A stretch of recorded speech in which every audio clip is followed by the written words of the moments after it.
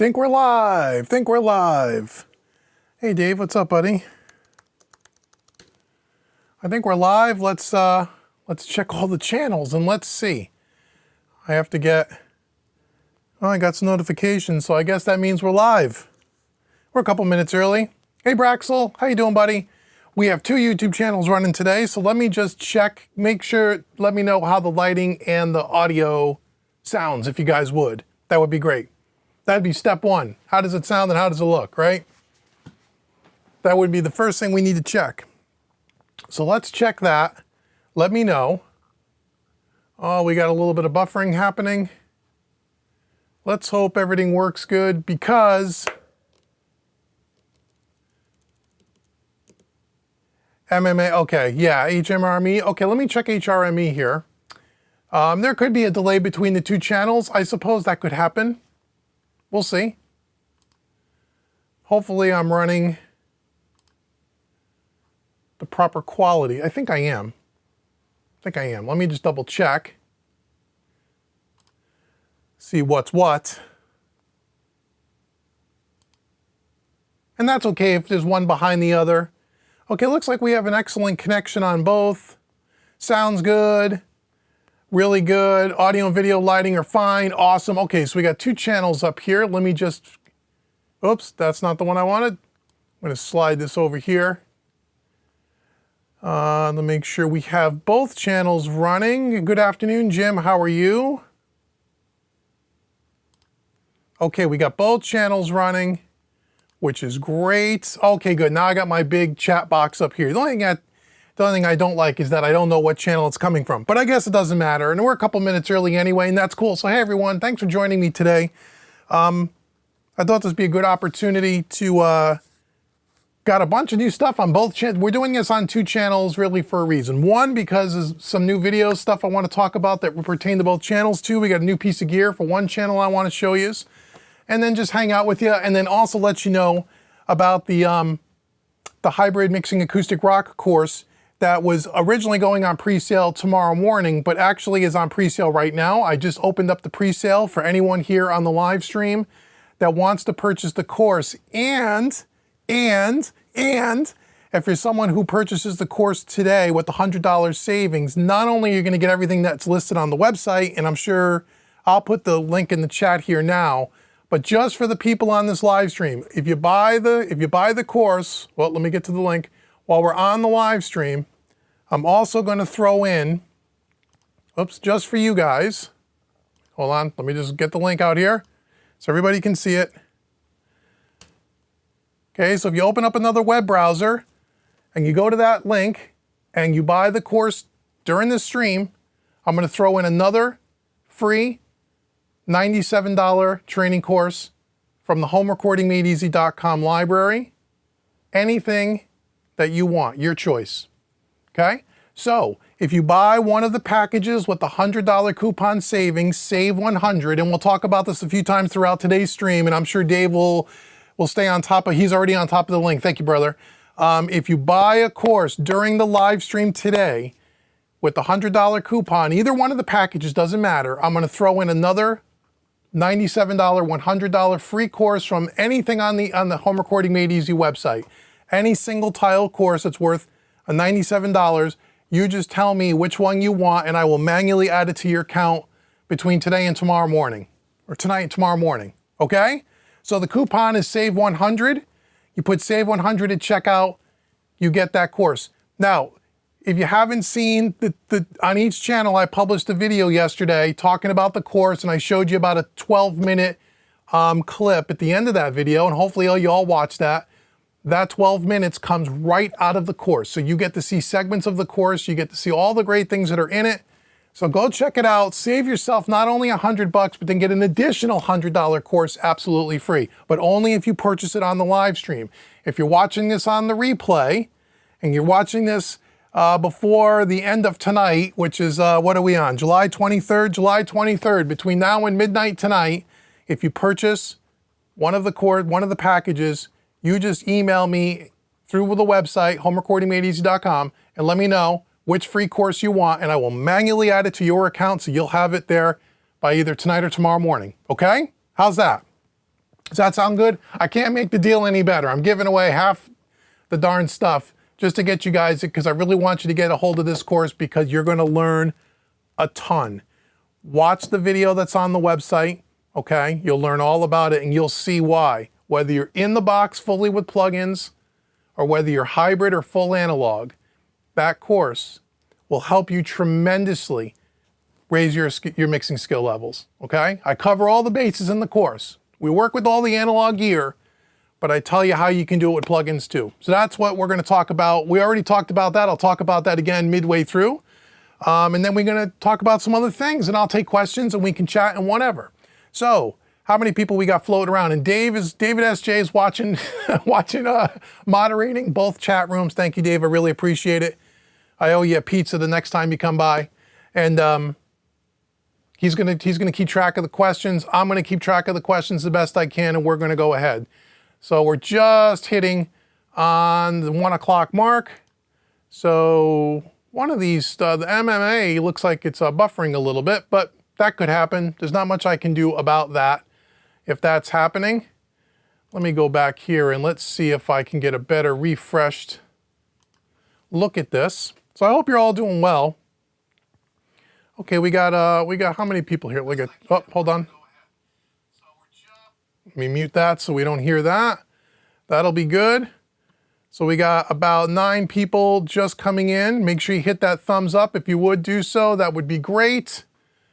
And then let's also go over to the other channel here. And then we'll get rolling. I'll tell you about all the cool videos that have been done, all the cool videos that are coming on both channels. A lot of things that all you guys are really gonna like, I think. Okay, here's the Mixing Music Analog channel. So we got that one, and then we got the home recording made easy. Okay, so we had 11 people on one, and we got 9 people on the other. Wonderful. I'll minimize that, and hopefully everything, every now and again, I'll check in to make sure everything is working the way it's supposed to be working. So if you have any questions while I'm just finishing getting set up here, let me know, and I will address them in the chat. Let me go back to, okay, good. So I can just make sure I can keep an eye on the timers here. So I actually got this whole hooked into a big television set that you can't see right off screen. So I could see everything nice, so much nicer than a monitor. Every time I turn around, I'm getting new stuff for this live stream. Yes, Dave, pizza. We will have pizza next, next time you're here, sometime in the next few weeks. For sure. Hey, Mark L., how you doing, buddy? Good to see you. Who else we got floating around here? Braxel's here. Even Bass is here. Hey, Even Bass, how are you? Braxel, how you doing? Hopefully you're all doing well. I'm glad you just made it, Mark L. Good to see you. Good to see you. So there we go. So what else do we got here? Let me just, I just want to make sure all my ducks are in a row and everything is working the way it's supposed to be. It looks like it probably is. Yeah, looks good. Looks good. Gotta love it when a plan comes together. Okay, so let's talk first about some of the videos that are coming on both channels, okay? So let's start with Home Recording Made Easy. I mean, a lot of you are subscribed to both, but some of you are only subscribed to one or the other because you're into different things, and that's cool. So on Home Recording Made Easy, I did a video that came out Friday. It was one of the first videos I've ever done, really, on songwriting and song production, just kind of an intro to it.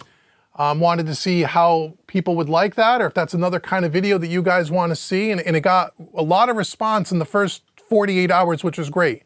And a lot of people asking for more of those songwriting, song production kind of concepts, techniques, tips, workflows, and those kinds of things. So I am going to continue to do those. We're going to do some more videos. Hopefully this week I'll be able to create another one for that series that'll come out maybe in a week or so. So I'll do everything from doing a whole song from start to finish over a series of videos, taking you through different sections of the song, and incorporated in all of that will be some of the different tools inside of Studio One for song production and songwriting, as well as, you know, different VST instruments and how you can use them in a few different ways to kind of achieve the same thing, to kind of give you some workflow tips so you all can, you know, maybe take some of those things and build it into your workflow. And then we'll do the whole songwriting thing, recording thing, so on and so forth. So those videos are definitely coming. Couple coming to Home Recording Made Easy. They are. They're going to come. Over the next couple of weeks, you will see the remaining videos for the Universal Audio Luna series. I think there's 2 more parts to that are coming. You'll see that over the next couple of weeks, as well as I think there's 2 more videos for the Solid State Logic UF1 that were done. Those are coming. And then a lot of you have asked me, and I think it's coming this Friday, coming up, about the Plug-in Alliance Lindell 69 channel strip, the Helios, I think it is. That's been done for a while, but it was scheduled kind of far out. I pulled that in so you guys will see that video, I think this coming Friday, I think is when you'll see that. So that review's been done for a while. So a lot of you have asked me about that plugin. You keep emailing me. So I just figured let's pull it up into the schedule. So those are the things that are coming up for Home Recording Made Easy as far as YouTube videos. UF1, the Luna stuff, and some people have asked me, have I or will I do some recording stuff as part of that Luna series in Luna? And I haven't done that yet, but I will. We were just walking through the setup, mixing with the Universal Audio plugins, doing some mixing with some third-party plugins, and then I will do some recording stuff for Luna as well, so you can see how that kind of compares and contrasts to maybe Studio One. And then if you also want to see recording videos, if we have any Cubase users out there, let me know. I do have Cubase 12. I can do that as well. Just let me know in the comments below, even in this live stream. That would be helpful because I'm going to read them afterwards later on tonight and tomorrow. So that's what's coming up with Home Recording Made Easy. Let's talk about mixing music analog, but I got a couple of questions here. I will definitely get to those now. Let's see. Charles says, hey Charles, how you doing, buddy? He wants to know, I could put these on the screen. Can I not? Yes, I can. Hope I don't forget to do this all the time, Charles. I'll try not to. Let me see here. Oh, let me move some stuff around. I got a much bigger canvas here. I got like a 45-inch television set here. He wants to know, how is the Origin working out? Getting good saturation out of it? Is it similar to an older SSL? How does it compare to the SSL bus or the Fusion? Oh, okay, great. You must be fairly new here, Charles. And if you are, welcome, brother. And I encourage you, if you haven't subscribed already, to go back and check out some of the videos throughout the last 2 years, because a lot of this stuff we talk about in great detail, but the Origin's working out great. I recently just did a 2-year review on it, review video. I did a 6-month review video, and then I did a 2-year review video. You can check that out. Getting great saturation out of it. It sounds great. Board sounds great. Is it similar to an older SSL? It is similar in that the Origin is based on an E-Series console back from the, I don't know, early to mid 80s.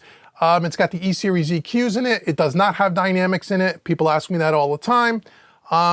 But it sounds great. It's based on the E-Series consoles, and it's very similar in that, but it has all the modern appointments that you would think of as far as power supplies and all of that stuff. So it doesn't take up a ton of electricity, so on and so forth. But again, check out the 2-year review video. Charles and I go through all of that so you can kind of know. How does it compare to the SSL Bus Plus? I don't have that. I've never used it. The Fusion, I had the Fusion and I sold it. Again, there's a couple of videos on our channel at Mixing Music Analog about that. I only sold the Fusion because I had what I found to be a more flexible master bus, or excuse me, 2-bus chain with some different pieces of gear. So the Fusion became redundant.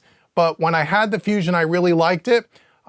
David S.J. and I did a full review on the hardware Fusion. We even did a review on the channel, Charles, comparing it to the Fusion plugins.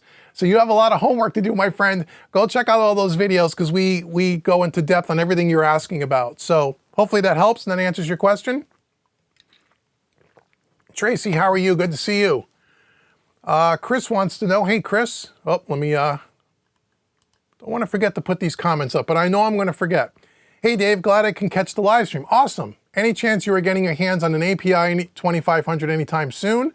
If not, I have one you could borrow for a video. I think it would blow you away. That's very kind of you. I would love to try one. David S.J. knows, because me and him have talked about this. If there's one piece of gear I'm salivating over, is the API 2500, because I want to try it.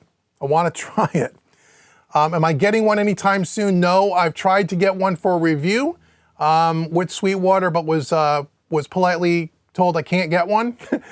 So API is not interested in giving me one for borrow.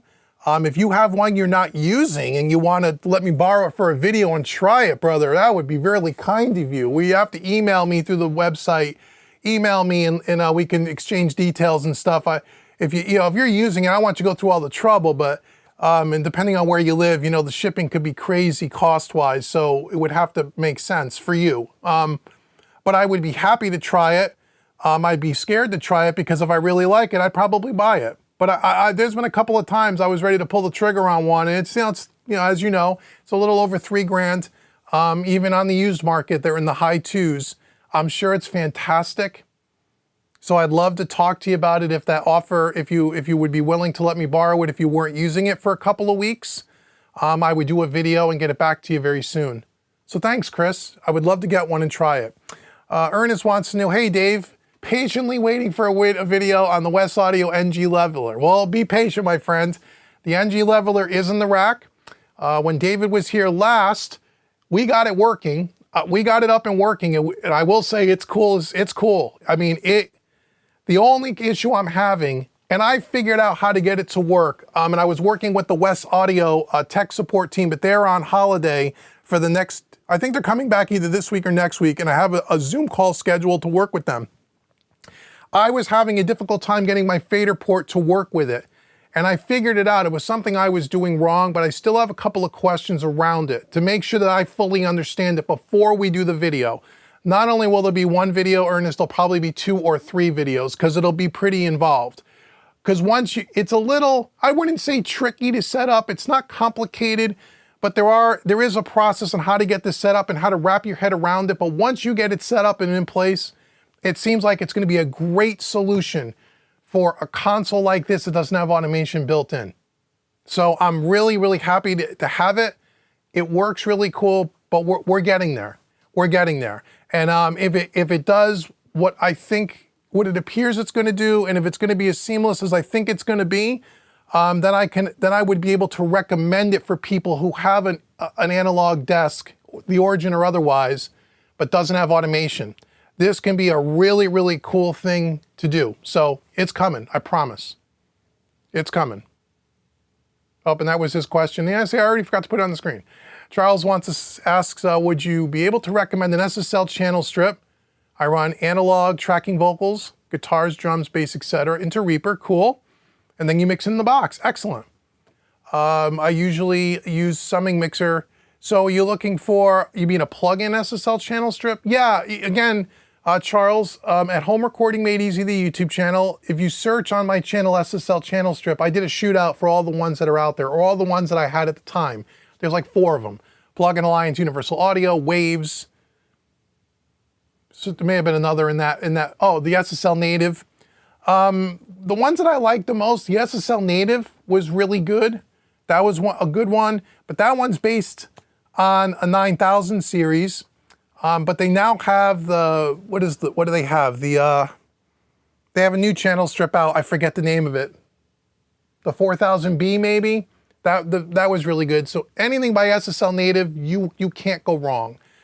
But I also really like the Plug-in Alliance stuff too, I will say. And even the Waves CLA Mix Hub, that's a cool one too. So any one of those, I think, are really good. They're really good. I don't think I've ever heard a bad SSL channel strip plugin, if that's what you're asking. So any one of those. So hopefully that helps. But yeah, there's a video on that on Home Recording Made Easy. Mark L says, hello, good to be here. I'm way new to anyone that wants to ask. Cool, man. You're way too new.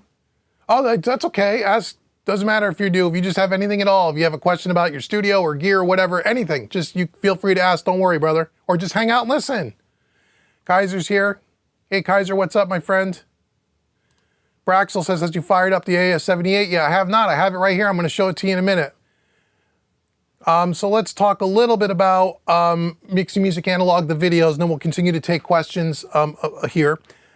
So on Mixing Music Analog, there's a ton of videos. You guys are in the midst of watching the Dangerous Music converter box to the, compared to the PreSonus 4848. This week was David S.J.'s Analytical. or deep dive, we call it, where he looks at it from a more analytical point of view, as well as a sound point of view, comparing the 2 print tracks, or the 3 print tracks that we provided and all of that. So make sure you check out that video.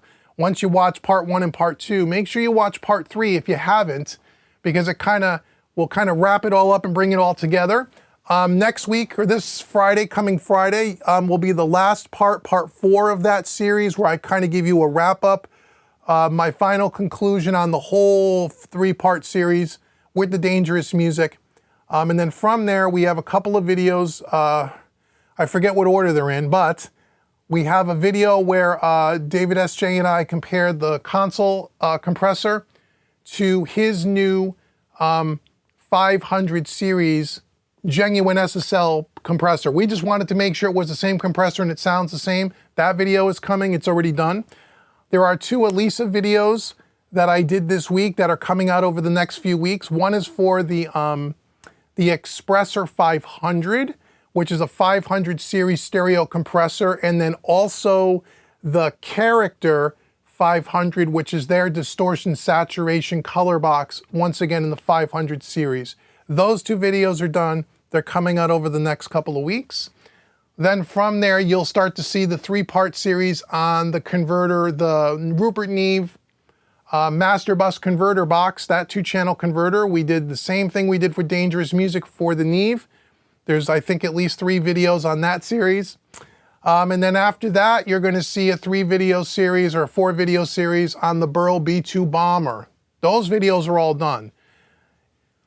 In between that, Dave's got a list of stuff that he's doing that kind of ties into this whole thing around converters and sample rate and bit rate and all of the stuff that we've been talking about on the Mixing Music Analog channel. He has some very dedicated, specific videos that he is doing to kind of, again, from an analytical point of view, to kind of let us all understand the difference when we're talking about converters and we're talking about sample rates, and should you be printing your print track to a separate computer at a higher sample rate, and what does that mean, and does that really matter, and all of that stuff. Dave has done a lot of work and a lot of research, and we're going to provide all the different research links and websites and people that he's personally now has talked to make sure that we fully understand what are the facts, not what are the opinions on YouTube, what are the facts around sample rate, bit rate, does it really matter? When you're working with things like null tests in the analog domain versus the digital domain. Dave's got a whole video coming on that not too long from now, because people think, people throw around the null test, they throw it around that word all the time, and they don't really fully understand what the null test really means in both of those domains.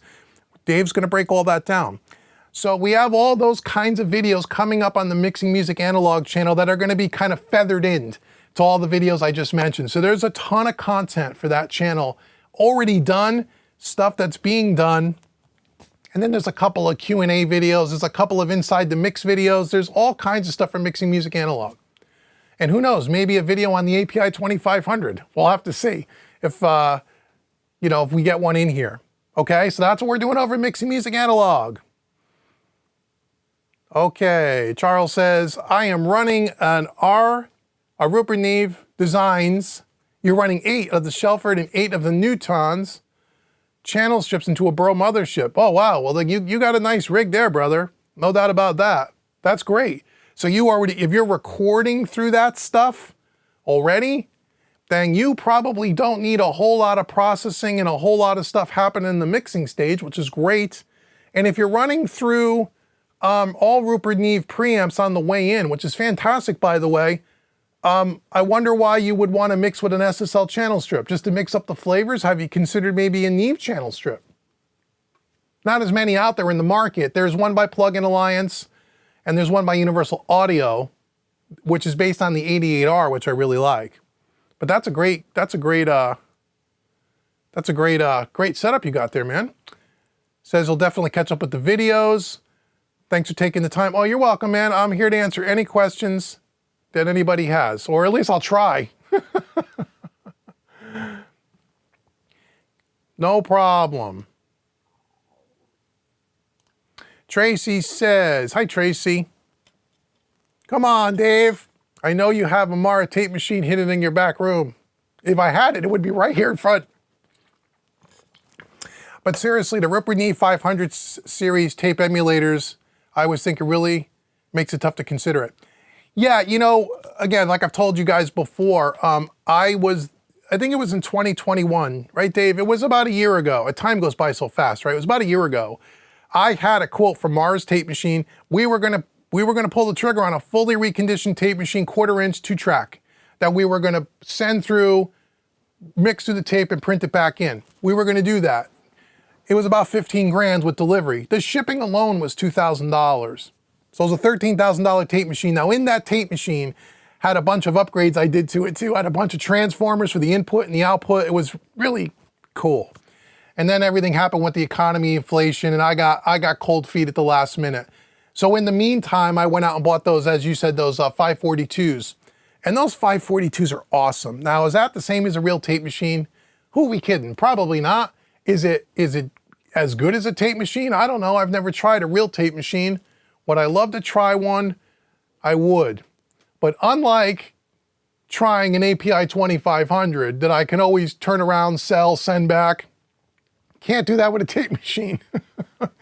So, you know, there might be a time, and again, I don't know when, but I'm sure there'll be a time we'll end up with a tape machine to try. I don't know. I don't know. I'd love to have one though. But again, if you're looking for something, what's the closest, well, I shouldn't say what's the closest thing to it, but what gives you that sound, you know, is really those 542 Porticos are just fantastic. People don't, when you see them on the used market, it's rare, and people sell them for almost what they could buy them for new, because people don't sell them. People love those things. So anyway, I hear you, Tracy. Hey, Brian. Brian says he's using an SSL 6500 modules, 2 of them with an SSL 12 interface, great. With a Mac Mini and Studio One 4.6. I can do a print track, but when I do a mix down, I can't hear a thing, pipeline. Oh, okay. When you print your print track in on an audio track, right, then you got to solo up that track when you do your mix down in Studio One. You also need to make sure that that print track is being routed out to your main output. I'm assuming you did all of that, because if you do that, it'll work. I do it every single day, so it works. You have something muted or you have something routed incorrectly, Brian. It should absolutely work. Yeah, without seeing your setup, I don't know, but it's something simple. Trust me, it's something simple that's causing you that issue. Yeah. Chris says, yep, I have no problem shipping it out. I'm currently between projects, so I don't mind loaning it. I have a sneaky suspicion you'll end up buying one. I have a lot of the same gear as you and nothing compares. Okay, you know what, Chris? That's mighty big of you, brother, and I can't tell you how much I appreciate that. If you want to email me, I'll get back to you tomorrow. We can exchange addresses and stuff, and I would love to borrow one. If you could give me 2 weeks with it, that's all I would need to be able to use it, check it out, do a video, all that stuff, pack it back up and send it back to you. I would really appreciate it. That's really nice of you, man. If there's anything I could do for you, you just let me know. But email me and we'll chat. That's great. Thank you, my friends. Okay. You're welcome, Charles. Anything you need, man.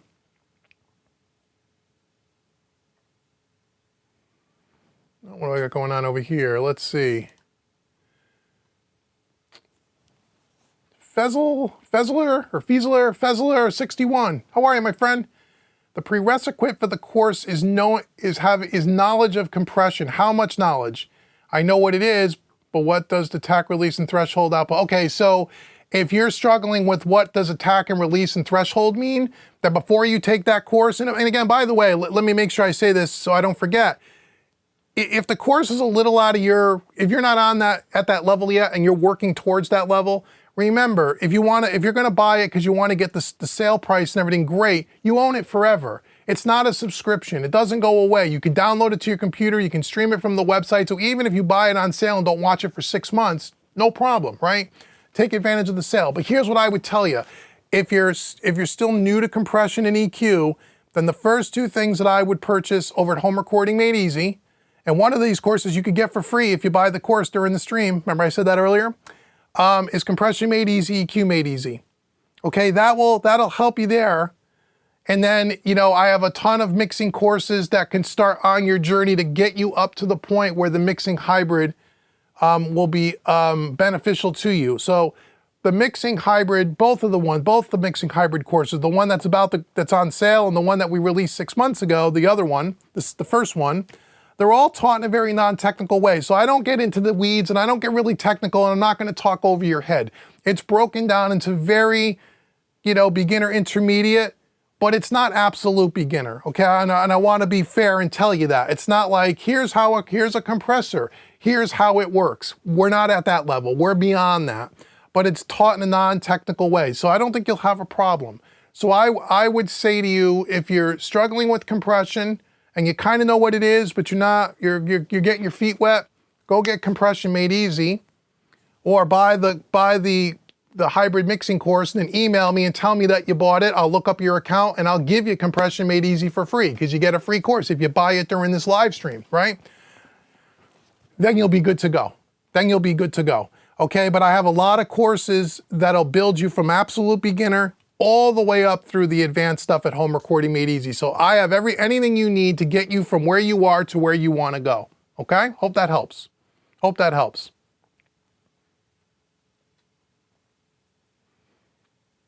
Okay, let me keep scrolling. I know I'm missing some questions. Keep typing, I'll get there. You say experienced mixers tell you that you're crushing the dynamics out of my mix. How do I have enough knowledge of compression for the course? Okay, that's very common. If you're someone that's new to mixing or you're fairly new to mixing, there's two things that every single beginner, including me and everyone in this chat room, even if they don't admit it, did when they first started. They use way too much reverb and they crush the dynamics out of their mix. They're using way too much compression. And the reason why that happens 99 out of 100 times with someone who's new is because compression is one of the most difficult things to get your ear tuned into to know what to listen for. The only way a beginner really could hear the compression happening is by using too much. And then they've squashed the dynamics out of their track. So Compression Made Easy will be perfect for you. Also, I would suggest something like Mixing Made Easy Volume 1 would be perfect for you. Or Mixing Made Easy Volume 2 would be perfect for you. These are all courses that you would want to take and get under your belt and get comfortable with before you jump into a course like Hybrid Mixing or Mixing Hybrid. However, I think it's Mixing Hybrid, okay? But like I said, if you buy any course you buy, you own it forever. So just because you buy it and get it on sale, it doesn't mean you have to use it right away. Use it whenever you want. The price never goes up, it never changes, you never get charged again. So that is very common. Don't feel bad about that. Every single one of us did that when we first started. Every one of us. No matter what anybody here in the chat is willing to admit to. Brian says, how do we do a Zoom and how much would that be? Okay, so typically I assume you mean the private one-on-one calls. So Brian, if you again, in the hybrid course, if you buy the pro package, you'll get a free call with me. When you just email me through the website, we'll work out a time and a date and we'll hook up, we'll schedule you. I'm usually about a week or two out as far as scheduling goes. I'm usually booked about a week or two in advance, but that's how you do it if you're getting a hold of the free Skype call or the free Zoom call, excuse me, because you bought the pro level package. If you just wanted to book a session with me, I do that by the hour.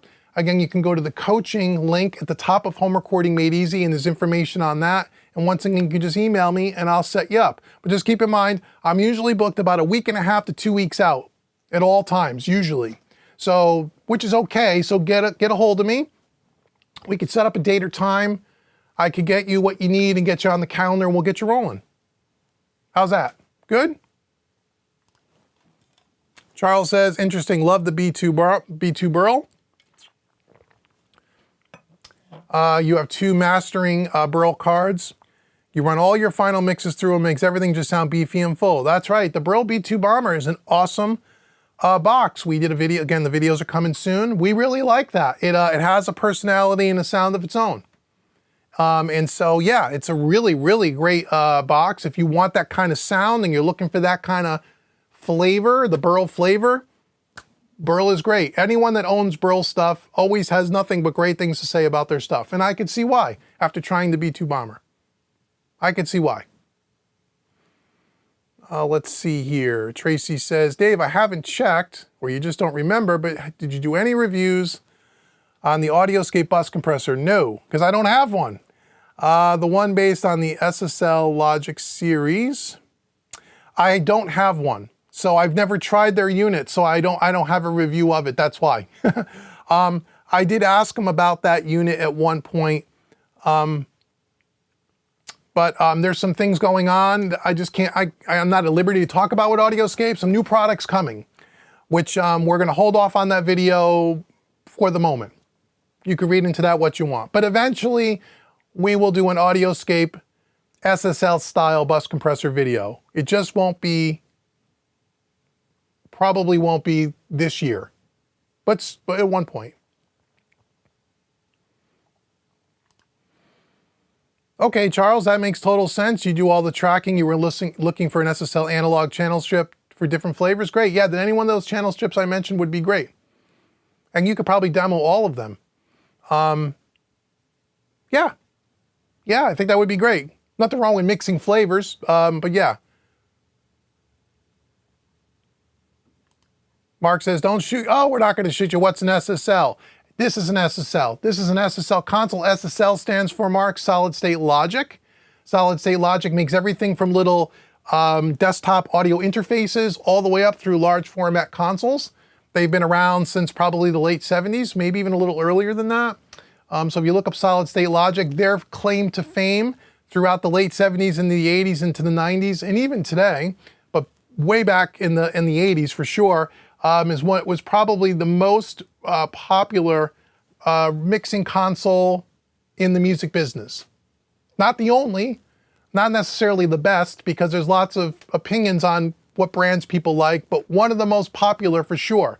If you've listened to music anytime through the 70s, the 80s, and the 90s, anything that was on the radio in any genre of music, there's a good chance that it was mixed on a solid state logic console. Not all of the stuff, but a good portion. More than 50% I'd be willing to say for sure. So that's what an SSL is. So this is a solid state logic SSL console. And now they make everything from consumer-based products all the way up through pro gear.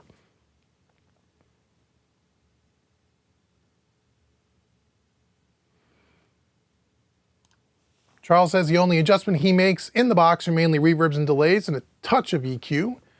Outside of the DAW automation, great, man. You got a great system, it sounds like.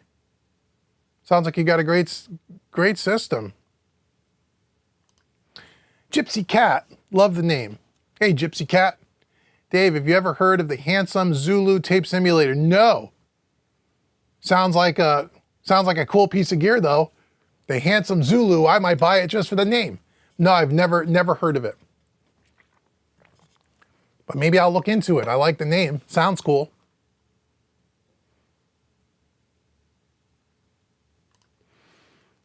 Oh, Charles says those Burls and those 542s have those discrete circuits similar to old Studer tape. That's true. That's true.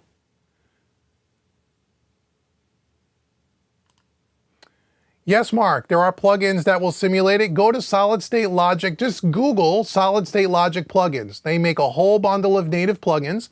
You can buy them, or you can go on a subscription plan and get all their plugins, which if you're new, that's what I would suggest. You can pay by the month and cancel at any time, and go check them out. And then go to Home Recording Made Easy, because I got videos on them.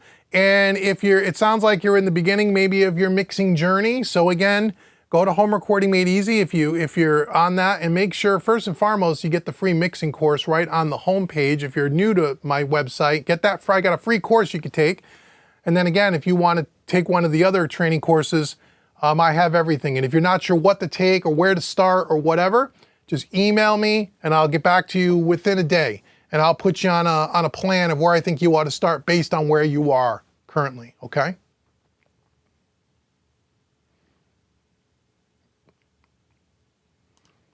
It's okay, Mark. We're all rookies once, brother.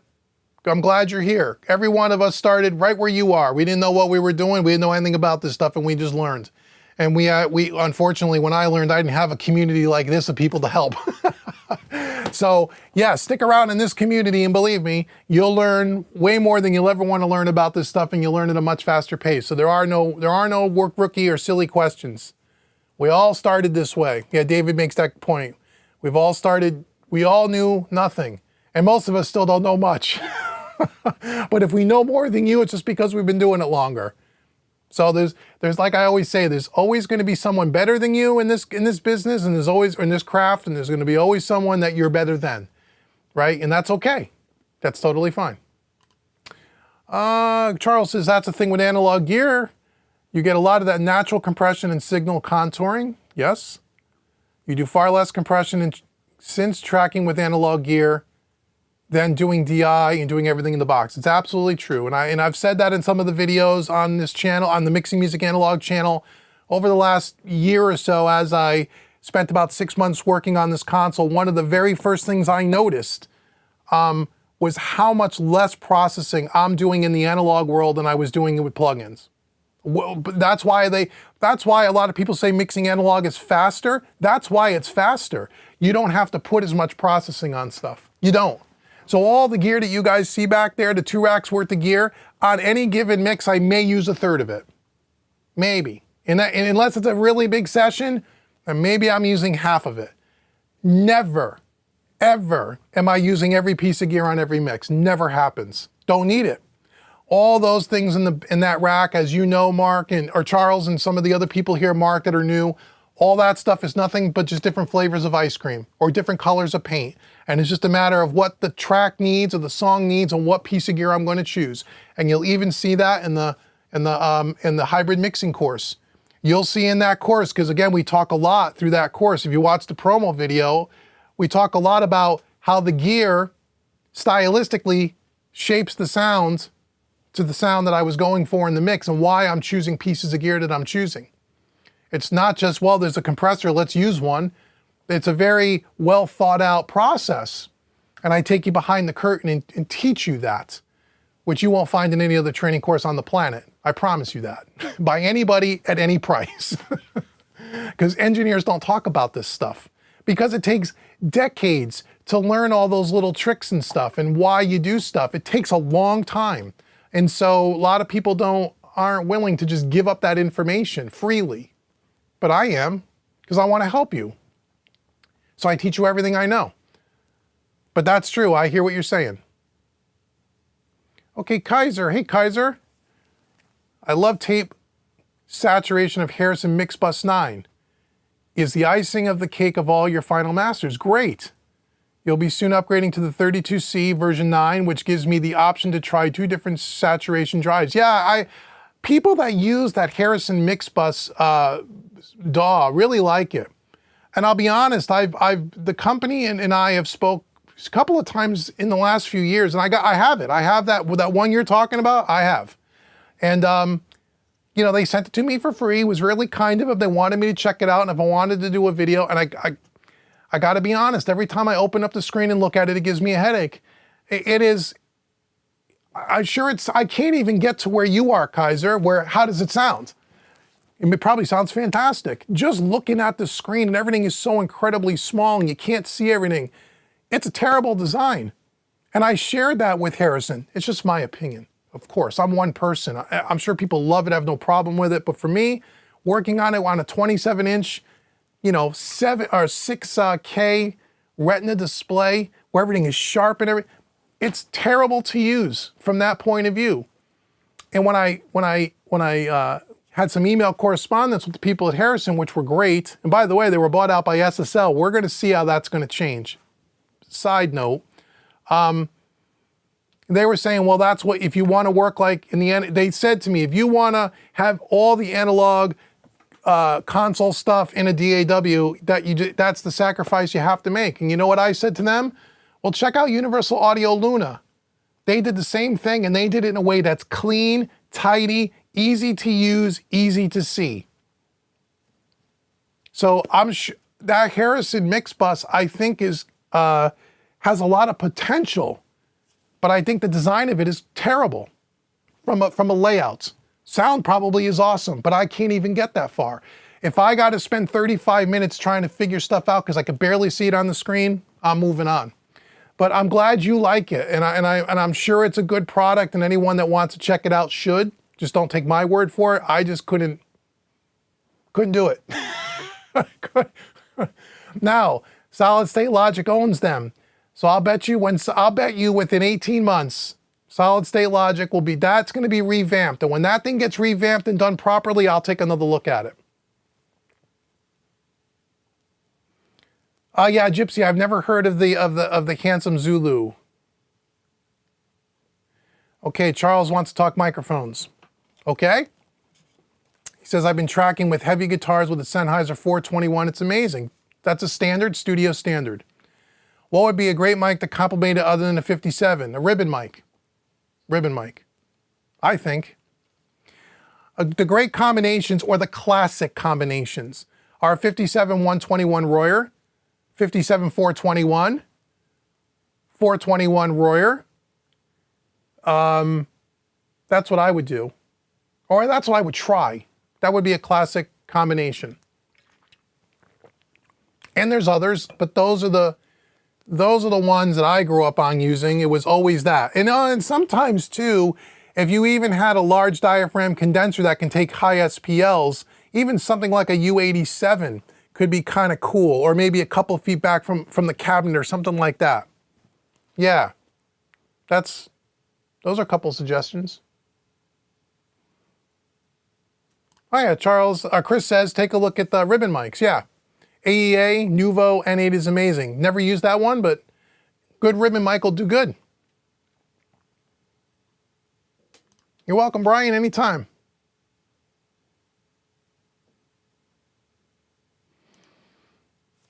If you could fit an SSL studio into your home, you would. Awesome. I'm a little crammed in here at the moment. Hey, me too. It's a mix of CLA's rack gear and multiple guitars and stacks of tube amps. Cool. CLA is one of my mixing heroes. There's my two favorite mixers, and I like a lot of people, but the two people that I kind of followed and kind of like are Bob Clearmount and Chris Lord-Alge. Chris Lord-Alge probably being first.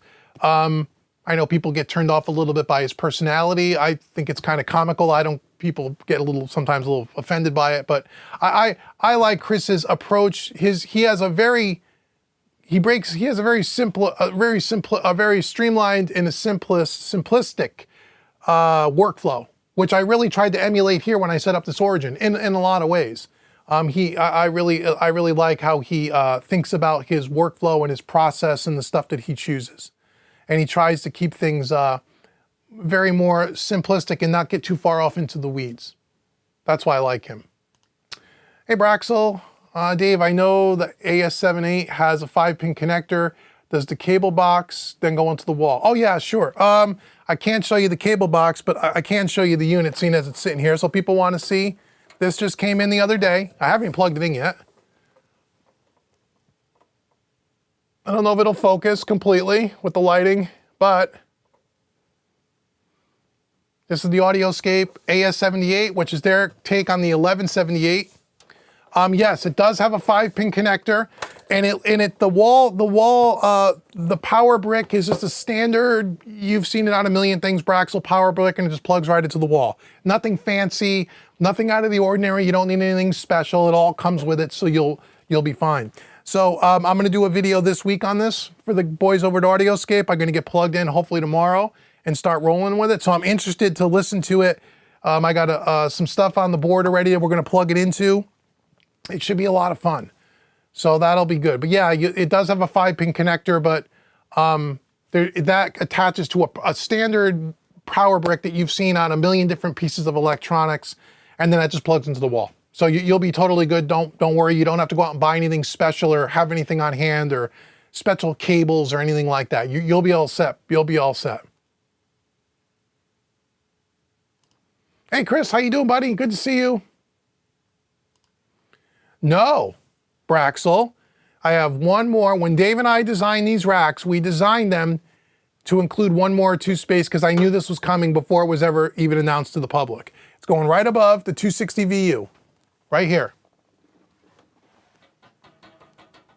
There's 2 spaces left. That's where that's going. So no new racks coming in this room. No more racks. I don't have the room.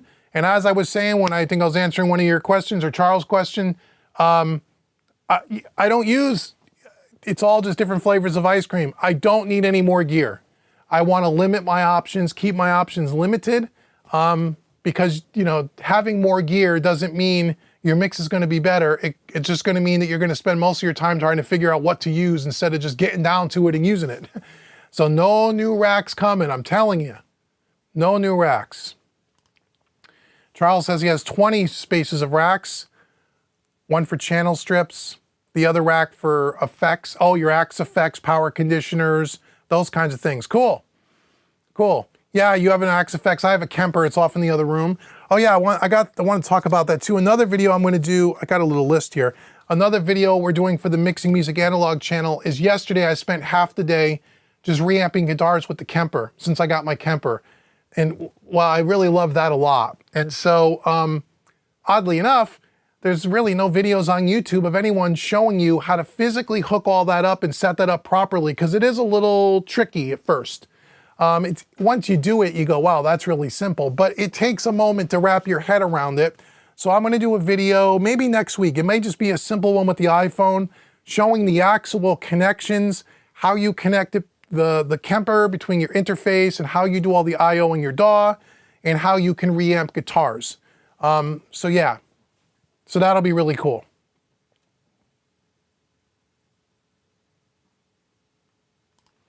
Harrison, did someone call? Not me. Got some other stuff you might be interested in as well. Chris has got like a whole store full of stuff. Mag 4EQ, that was another one that I before I bought the Empress by Audio Gain Labs, that Tube EQ, before I bought that, the Mag was the one on the list that I was competing with that, and I bought that for the tube saturation, and I really love it. But the Mag has got that wicked air band. I used to use that plugin all the time. I'd love to get one of those too one day. I've never tried the Tegular, but I've used some of their stuff in the past, but I've never tried that particular unit. I love what you do and your transparency, hard to find on YouTube. Hey, thanks, man. Oh, that's really kind of you, man. Yeah, I'm as transparent here as you ain't gonna find anybody more transparent than me. You might find someone equally as transparent than me, but you won't find someone more transparent than what we do here, especially on the Mixing Music Analog, I mean on both channels, but certainly on the Mixing Music Analog channel. Dave and I, when we work with a separator together on these things, because when you get into analog gear, man, it's you know, you get a lot of passionate people, man, and you get a lot of hate. Well, at least I do. And there's a lot of, you know, misinformation, let's just say. And so this channel is all built around my learning journey and learning about this stuff, and then bringing what I'm learning to you guys so I could be as transparent about stuff as possible, especially when it comes to gear and what gear really matters, what really is important, what's not as important, where is it subjective and where it is very objective. We really try to do that in a very unbiased way, and we're one of the only channels, I wouldn't say the only, certainly not the only, but I would say we're in the minority of channels that do this kind of stuff with gear and stuff that isn't trying to sell you anything. I've said it before, I could care less whether you guys go out and buy any of the stuff that I show you or recommend. I absolutely do not care. I care if you want my help, and I hope you make a good gear purchase, and if I can help you with your gear purchase decision, then I did my job. But whether you actually go out and buy this piece or that piece or whatever, I could care less. As long as you're happy in your studio and you're making great music and you're constantly improving in your craft, whether it's recording, mixing, mastering, or all three, that's all I care about. So, you know, if we get a piece of gear in here, we're going to be honest, because I don't make anything if you buy it. Even with the Audioscape stuff, which, you know, is the only company that I've ever really worked with, I don't get a dime if you go out and buy any of their stuff. Nothing. Zero. I'm not an affiliate. They don't pay me. Nothing. But I recommend stuff that I really like. And everything that I recommend on the channel, as you probably will know if you watched this channel for a while, you know, and this is important to pay attention to with other YouTube channels. Not all of them, certainly, right? I'm not saying everyone's bad. That's not true. But when someone's reviewing a piece of gear and telling you how great it is and recommending it to you, and it's in their studio, go back to that. Go back to see their studio 2-3 months from now in their new videos. Is that gear still in the rack? Or has it been sold? Right? Every piece of gear that you see us do on this channel, I've had since the beginning. There's only been a couple of pieces that have been traded out. One was the SSL Fusion, and we did a whole video series on that and why. And I love the SSL Fusion. I can't think of another piece of gear. Oh, and then the Universal Audio Apollo X16s, and we were doing the whole converter thing. And again, it wasn't because I didn't like the Universal Audio X16s. Those are fantastic pieces of equipment. But if you go back and watch those series of videos, you'll know why we switched them out. But I think aside from that, Dave, you'll have to correct me if I'm wrong on this. I don't think there's been another piece of gear that's ever been brought in here that's not still here from the beginning. I don't think so. I'd have to think hard about it. No, I don't think so. They're all still here. So that's important. So when someone's telling you, this is a great piece of gear, you should really check it out. Are they using that piece of gear 3 months from now? Or are they doing it for the video and then they're selling it? You know what I'm saying? So those are things you want to keep in mind. So I appreciate it, Chris. I'd love to work with you if you're willing. That's really cool. And that does help because I don't work with all these different companies. I'm not a big enough YouTube channel where all these companies send me gear for free to test for you guys. I buy it all myself with my own money. The only one that's ever given us anything in a partnership thing has been Audioscape. And I actually bought some of their gear early on. So I bought some of their stuff, really liked it, developed a relationship, and now we're working together. But aside from them, all this stuff in this room, I paid for. So if I tell you it's good, it's because I really believe it's good. Doesn't mean you'll like it. It just means that I believe that it's good. And I'm not selling you anything. Okay, Charles says, Luna is great. I wish they made it available for Dante interface users. Yeah, Luna is coming along. It's coming along. It's still got some work. I did a review on Home Recording Made Easy channel when it first came out. You ought to go check that out. Why I told people do not dump your DAW and go to Luna because it wasn't ready when it first came out in 2020. I just did another, well, I'm in the middle of actually, Charles, on the Home Recording Made Easy channel, in the middle of a Luna series where I'm kind of revisiting it after 3 years and taking another look at it. And the first video of that series, the 8 or 9 things I complained about from 3 years ago where I said, don't switch to Luna, we went back and looked at those 8 or 9 things and have they fixed those things? And I'd say about half of them are fixed. The other half, they still got some ways to go. I like Luna. I think if Luna can keep making the updates and keep going, progressing, that's a really great DAW. And I really like it. I really like it a lot. So I agree. They got some things they got to do. Secret, how are you? Any current ideas on widescreen computer monitor? Which one do you recommend? 4K plus for as much project channel real estate based on what you've seen. Okay, well, I'll just tell you, you can't see it, but what I use a 55-inch, on this console, a 55-inch LG OLED television. That's what I use. And I love it. Number one, because I'm going blind. And you get maximum amount of real estate. That's what I use. It's not a conventional computer monitor, but today if you buy a really good, and again, you gotta buy something good because, or else the bigger the screen, as you blow things up or try to stretch things out, everything gets pixelated. If you buy like a really inexpensive, like 4K television, not all 4K TVs are created equal, as I'm sure you know. There is a kind of get it what you pay for. But I have an LG OLED, which I think at the time ran me about $800. And this is a fantastic thing. You can use this as a computer monitor. That's what I use. So yeah, I hope that helps. you may not have that much room, but you can buy a 40-inch, or I think they make a 43, a 55.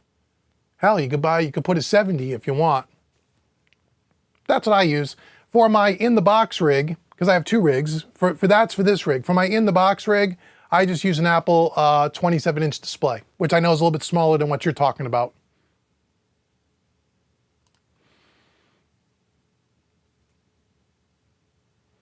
Oh yeah, Charles, I understand. If you have volume issues, which is you probably do, that's why you have an Axe Effects. So you can record direct. But yeah, doing the mic thing is really cool. But yeah, I could see why if you have time constraints and noise volume considerations, that's why you use your Axe Effects, which is why I use a Kemper.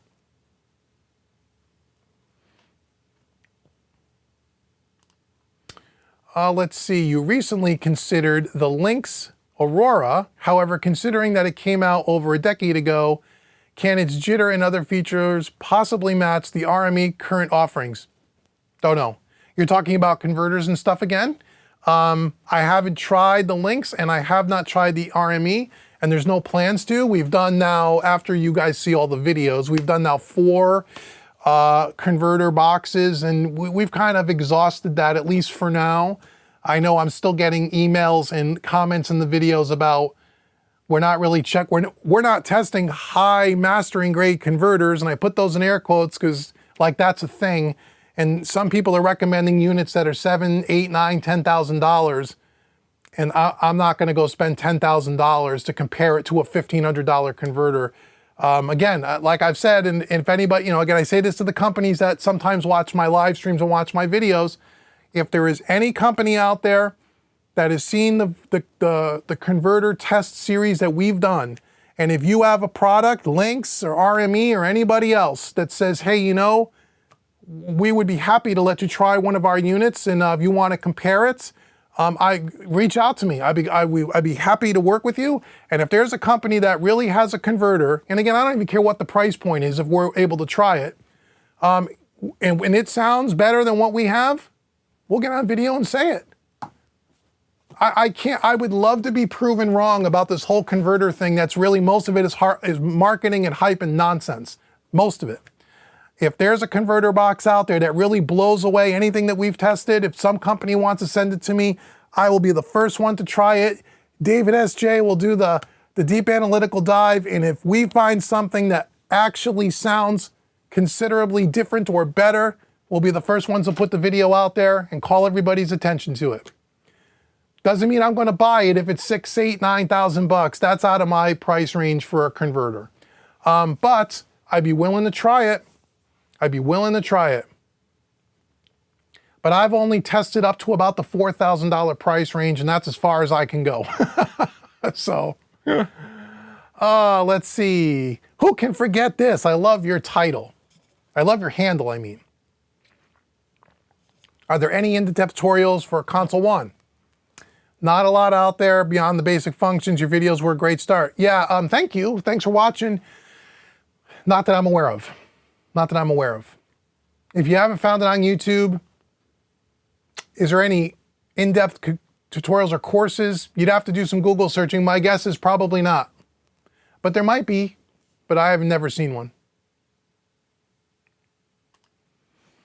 Okay, don't forget, we're going to keep going on questions. If you guys want me to keep answering them, I will. Okay, once again, for people that are joining a little late, starting today, we're supposed to start tomorrow, but starting today, right now, the Hybrid Mixing Acoustic Rock course is on pre-sale. It will be available and live inside of your account, ready for you to use on August 1st at 12 noon Eastern. Forgot to say that earlier.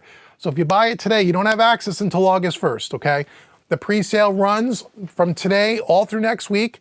Save $100 by using the coupon code SAVE100 on either one of the packages, okay?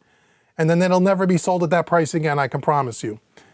And if you buy it today, especially while we're on the live stream, I'm going to throw in another free course from the homerecordingmadeeasy.com catalog, your choice. Just buy the course, send me an email with your email address, and let me know that you bought the Mixing Hybrid course. Go through my catalog, let me know what other course you want, and I'd be happy to give it to you. Okay? How about that? So, but you got to buy it today. Okay? So if you're watching this on the replay 3 days from now, that extra free course isn't part of the deal. So make sure you go out and check out the hybrid mixing course. Right on the homepage, you'll see about a 13-minute video that shows you all the clips that come right from the course, like the highlights of the course, and go check it out today. You'll learn a ton, okay? So let's make sure we don't forget to say that. And yes, Dave, also thank you so much. If you buy anything on Sweetwater, David S.J. put my affiliate link up there. If you buy anything, I am an affiliate of Sweetwater. I get a small commission. Thank you so much in advance. But like I said earlier, I'm not trying to sell you a particular piece of gear.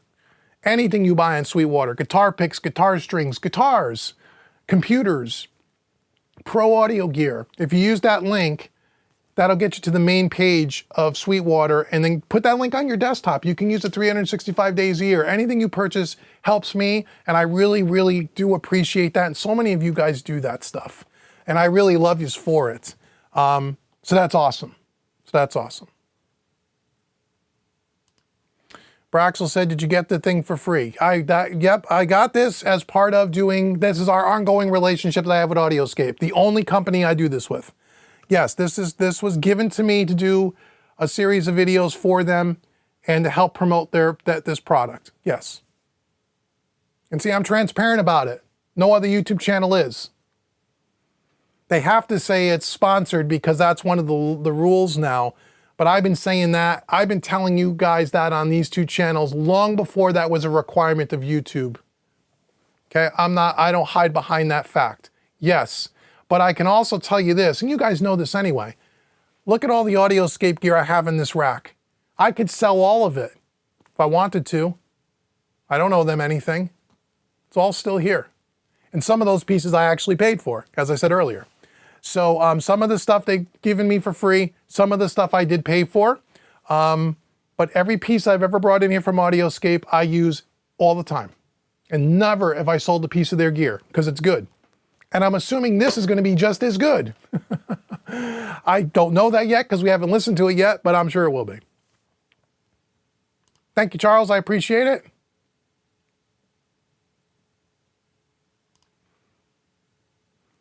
Oh, you're very welcome with David S.J. Thanks, David S.J. for doing that. I appreciate that. Pat Brady, have you ever tried the Louder Than Lift Silver Bullet? No, I've heard of it, but I've never tried it. But I heard of them, but I've never tried that particular unit. Charles says your integrity and honesty really shines through, and that could be a little intimidating for companies with mediocre gear. Well, that's okay. Again, and what you'll find too, Charles, by the way, even on all these converter videos, you'll hear me say, when we get to the it's usually a 3 or 4 part series, and in the final video where I give you kind of a wrap up, and I'll give you a spoiler alert on the dangerous music. I said in the video, it's an awesome piece of equipment. It is an awesome piece of equipment. That dangerous music box is a fantastic piece of gear, but it doesn't fit into this rig based on my workflow and what I'm compared to what I'm already using. And so, I don't get on here with companies' gear and make videos and bash people's gear. If the gear really sucks, you'll never see the video, because nobody really benefits from doing that, right? So there's been people that ask me a lot about reviewing certain companies' gears that don't have great reputations for quality, and I won't do them.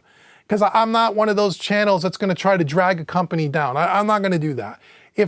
I'm only interested in doing stuff that I actually am going to keep and use, or that I really, really like the particular brand, and I want to, maybe share that information with you guys to help people out. I don't just take everything that's thrown at me. So yeah, some companies may not want to do that, and if they really have mediocre or kind of spotty quality, I won't do it anyway, even if they contact me.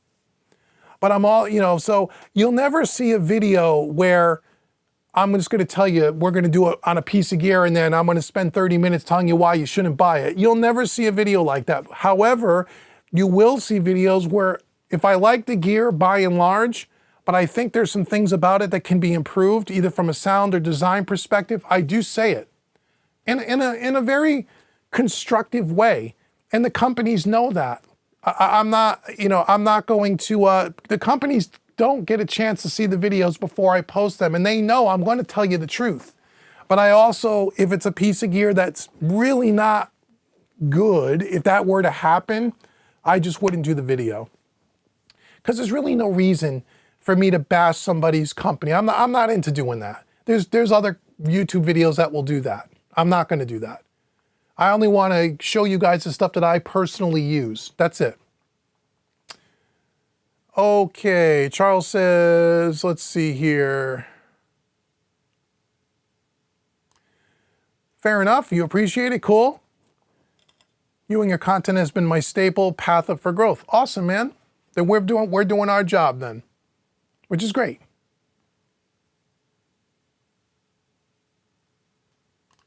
Charles says the digital is close enough. Must be talking about his Axe effects, but it doesn't have the feel of a replacement solution for your main rhythm guitars for heavy metal on an album. Cool.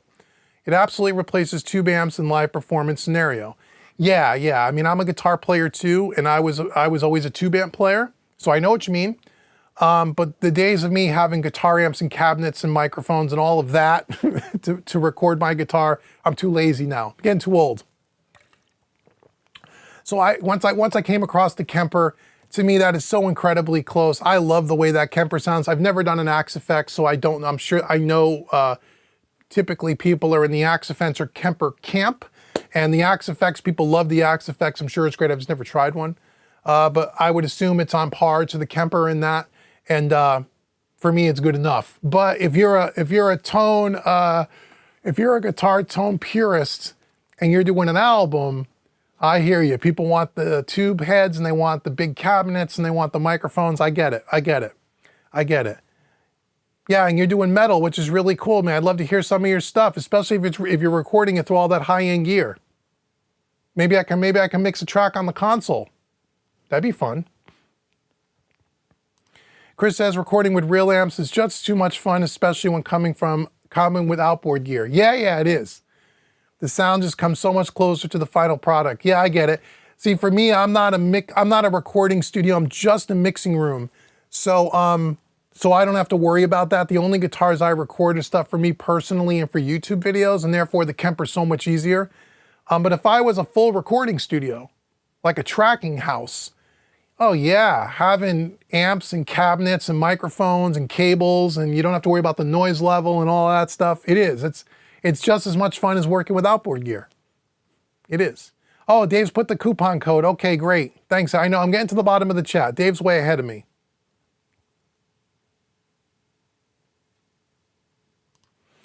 Chris says he finds the immediate response of a tube amp still better than the aux effects. Interesting. I can't say that about the Kemper, but then again, I've never really played a tube amp and then unplugged it and played a Kemper right next to it to get that feel down. So my guess is maybe there's a little bit of a feel difference too, but for me, again, because I'm not as into it as you, it doesn't mean as much to me. I think for me, the Kemper feels great, at least good enough. And so, yeah. Yeah. Do you think the AS78 works as good as the AS76? Oh, you mean you're talking about, they don't have an AS76. You're talking about their the 1176? Well, the AS78 is nothing more than a 1176 in stereo. That's all it is. Will it work as good? Yeah, I would imagine so. The only difference is the 78 is stereo, so you have more flexibility. So you really have two units in one, because you can run it dual mono as well. Plus the AS78 has a wet dry knob, which is not more flexibility. That's what I would say. That's what I would say. Okay, let's see. How is my stream looking still here? I still got a stream running here. Let me make sure. Okay, we got a stream. We got a stream. Okay, good. Just making sure that we're not crapping out here. Gypsy Cat says he has the opto compressor and the 76A. Great pieces of gear. Audioscape's a great company. I agree. I have them both. They're great. The opto compressor was the first piece of gear I've ever got from them. And the 76A about a year ago. All right, I'm getting down here. I'm catching up. So if you guys have questions, keep coming. I'll get to them, I promise. You were looking at the LA3A the other day, plugins and hardware, while looking at the Audioscape hardware. Oh, and the Opto from Tone Empire is supposed to be modeled on an LA3A? I don't know about that on Tone Empire. I'm not sure. Yeah, I don't know. I know of Tone Empire. I don't know of their LA3A plugin, I don't think. Yeah, I don't know. It could be. I mean, there's a couple of LA3 plugins I like. I love the Wave CLA LA3A. I've always used that. And I like the Universal Audio one as well. You're very welcome, Mark, anytime. Let's see, Anthony. Hey, Anthony. Found you in your channel a bit ago and I've been following you. Cool. And slowly getting back into recording and writing music at home. You're building your hybrid studio. Excellent, good for you. So make sure, Anthony, you're subscribed to both YouTube channels, Home Recording Made Easy and Mixing Music Analog. Everyone here should be subscribed to both channels. They do a lot of the same thing, but they are completely different in that Home Recording Made Easy is more for beginners, intermediates, learning the craft of recording, mixing, and mastering at a more of a beginner intermediate level, all in the box, all with plugins, lots of plugin demos at Home Recording Made Easy, lots of gear demos around DAW controllers and those sorts of things. Mixing Music Analog is like the next step, where now we're all into analog, we're into gear, we're into more of the expensive stuff. We're not working in the box anymore, except for the fact that we're getting the audio out of our DAW into the hardware. But again, we're talking at a more intermediate, advanced level of mixing concepts, techniques, and those kinds of things. So everyone should be subscribed to both. And Anthony, I welcome you here. And I have something for everyone in your training. Everything from absolutely free all the way up through paid stuff. There's over almost 1,000 videos at Home Recording Made Easy. There's over 200 videos on Mixing Music Analog. And then I have everything from free courses all the way up through paid stuff. So if you're getting back into recording and writing music at home, brother, you are in the right places. I could tell you that. I could tell you that. All right, let me scroll down here. Harry Sound. Hey, Harry. He uses an FM9. Oh yeah, it's a fractal unit, isn't it? And you added the Dynacab that lets you create your own cabinet inside the box in real time. Oh wow, cool. Again, I've never used a fractal unit. I know they're fantastic. I know people love them. I've just never put my hands on one. Dave, have you ever checked out the Steinberg Spectral Layers Pro 10? Yes, after the last live stream, I went and checked it. To my suspicion, it wasn't what I quite thought it was. It is. It breaks it out into stems. It doesn't really break it out into every individual drum. It doesn't really work that. I did watch some videos on it, and it's cool, but there's a lot of programs out there that do that. So I did check it out briefly. I did watch some videos on it because I know we talked about it in the last live stream, and I was under the impression, and I was like, I can't even believe this is true, that you could go in and say, I could take a commercially released song, and I can have it strip out all the different instruments, all the different elements. That's not what it does. It doesn't do it that well. It does some really cool stuff like removing the vocals. It may put the drums out, the bass out, but it doesn't. But there's lots of apps that do that. So I didn't look into it much further, but I did take a look at it, and it does look cool. And I'm glad that there's a light version built into Cubase, and then there's another application I know you can purchase that's a more fully featured version. Anthony says, I want to thank you for your approach of teaching and being real and honest. You're welcome. You have Cubase 12, cool. And you were really into MIDI back in the day, would enjoy your teaching views and writing in Cubase. I might do that if there's enough people. I do have some Cubase students. The majority of my students are Studio One, and that's why I'm starting, especially we were talking earlier, Anthony, I started a songwriting video I posted the other day at Home Recording Made Easy. It was in Studio One, just kind of testing the waters to see if my audience at Home Recording Made Easy would be into those kinds of videos, and it seems like they want those kinds of videos. So I'm gonna do stuff in Studio One, do some song production stuff, and I may try one in Cubase because I'm a Cubase 12 owner as well. and see how that, if we get enough Cubase users that like those kinds of videos, I'll continue to do those as well. But usually when I teach stuff, just so you know, Anthony, and anyone else that's watching, anything that you see on my website, course related, whether it's recording, mixing, mastering, compression, EQ, mixing hybrid, anything, they're all taught in a way where really the DAW is irrelevant, and even a lot of the plugins and gear is irrelevant, in that I teach concepts and techniques that can be transferred to anything. I know it's easier when you're learning. For example, if Anthony's a Cubase user, that if we're doing a mixing demonstration, that if what I have on my screen is exactly what you have on your screen, I know it makes it easier for a beginner, for sure. But just because we're using a different DAW, or just because we're using different plugins or different hardware, if you're in the mixing music analog camp, I really talk around concepts and techniques, and will normally tell you how you can apply it to the tools that you already have. So you don't have to be using the same thing that I'm using. So just keep that in mind. So just because you're a Cubase user doesn't mean you can't get something out of my courses. All of my courses are done in Studio One, but they're not Studio One specific. It's concepts and techniques. You can do it in any DAW.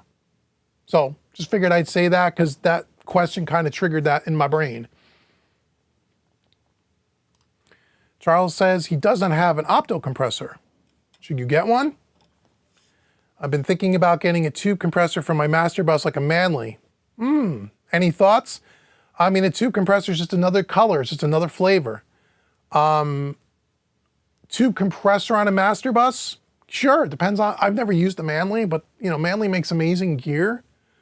You could try it. I mean, I don't, you know, it depends on what you're kind of going for. It sounds completely different than other compressors, and that's a good thing.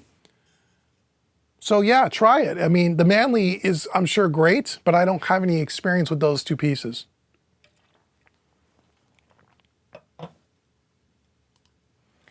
Chris says he has a Universal Audio LA2A in 1176. Have you compared the Audioscape to those products? I have not, because I don't have a Universal Audio unit. So no, I haven't. I haven't. He says that he has the V-Comp Plus, and it's amazing. I have one as well. I love it. Love it on bass, love it on piano. And lead vocal too at times. But I have not compared them to the genuine Universal Audio products because I don't have them. But if I did, I would. If I did, I would. Yes, Braxel. I was just saying I'm going to continue it. Yeah, I'm going to do more videos on songwriting and creating and production and workflow and all that. Yep. We'll probably take that song that I kind of started in that video, and we'll just kind of expand on that. I'll kind of flush out some ideas, and we'll do that. Absolutely. Corian Lucky. Hey, Corian, how are you? Is digital better than analog? No, and analog's not better than digital. And you have to watch our channels for a while to know that it's not better, it's just different. There's pros and cons to both. Thanks for patiently answering questions today. You're very welcome. Are there any Apple shortcuts or tools or software which streamline your studio work? Oh, okay, you have 3 questions. Okay, thanks, okay. Are there any Apple shortcut tools or software which streamline your studio work? From Apple specifically? No, not that I can think of off the top of my head. Are there ever utilize a touchscreen in the studio? No, I haven't. Years ago, I had a Slate Digital Raven. Didn't work for me. But that's about the only experience.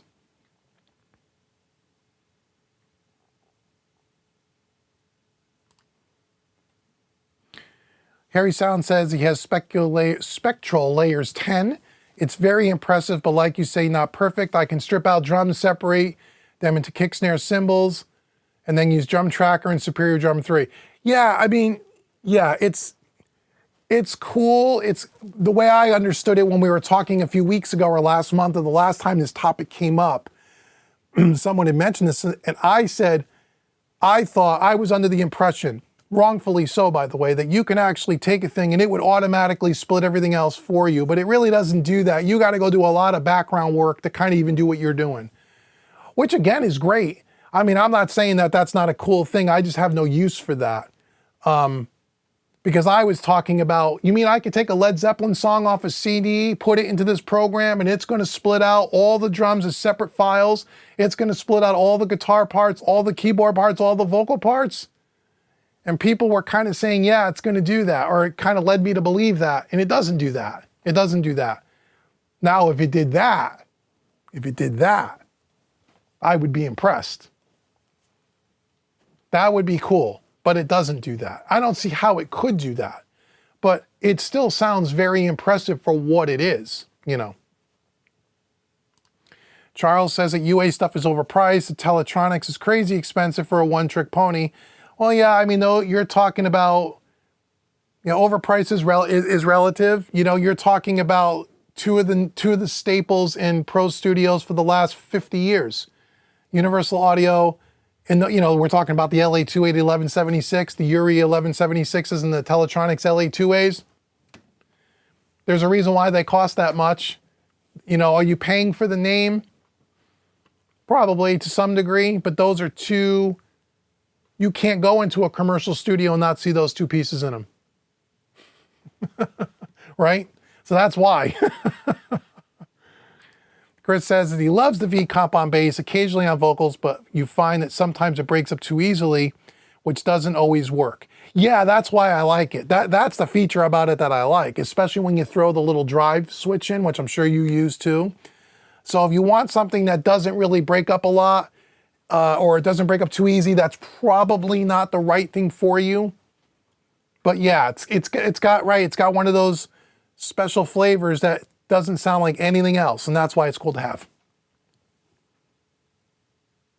Yeah. So there we go. Oh, I'm at the bottom of the chat. I can't even believe it. Okay. What else do I got to tell you? We've been on here about an hour and a half. We're going to do maybe a half an hour more. That's it. 2 hours. I got to call it a day. Okay. So once again, mixing hybrid, acoustic rock, pre-sale starts right now. If you buy it today, use the coupon code, save 100, get $100 off either one of the packages, and then I will give you an additional free course, anything on the Home Recording Made Easy website catalog, anything. As long as it's a single course, not a training pack, not a $400 training pack, a single course, absolutely free. But you gotta buy the hybrid mixing in the next 30 minutes, okay? So go get it, go get it. All right. Braxel said, you're so surprised that you can hold yourself back from hooking up that audioscape. I know when mine comes in 2 weeks, mine is going up right away. Well, you know, I got a lot of things going on here. You know, I understand. I hear you though. I hear you. Yeah, I gotta hook it up, get it patched in, listen to it, play around with it, do the videos. Yeah, there's kind of a process I have to go through when I get a new piece of gear, especially if I'm gonna do videos on it. But I hear you. I hear you. But yeah, so that's cool. Okay, what else do I got to tell you guys? I think I told you everything I wanted to tell you about. Oh, the other thing I wanted to tell you, speaking of Audioscape, I have spoken to Chris, the owner.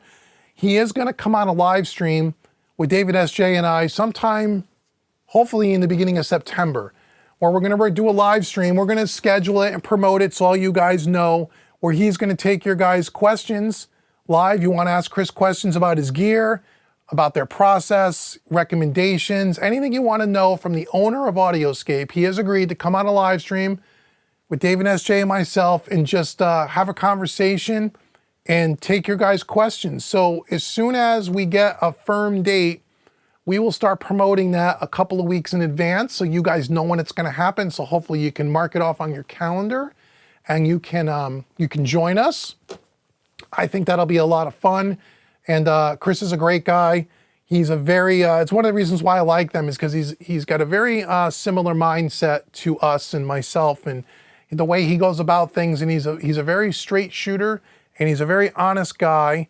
And so I like what he does. I like his company. I like his message and I like his philosophy. And so, yeah, you guys want to talk to Chris, he will be here. He will be here. Hey, Bobby, how are you, brother? Good to see you. Good to see you, my friend. So again, we got about 30 minutes left in the live stream. So if you have any other questions, now is the time to ask. Niles, hey Niles, how are you? Just want to show some appreciation to this channel, especially your mindset regarding digital versus analog. Spend a lot of time in your back catalog videos. Thank you. Thank you very, very much. That means a lot. Means a lot. And if you want to support the channel, or if anyone wants to support the channel, don't be afraid to hit that super thanks. That really helps me out too. But yes, you're very, very welcome. And yeah, just thank you. It means a lot.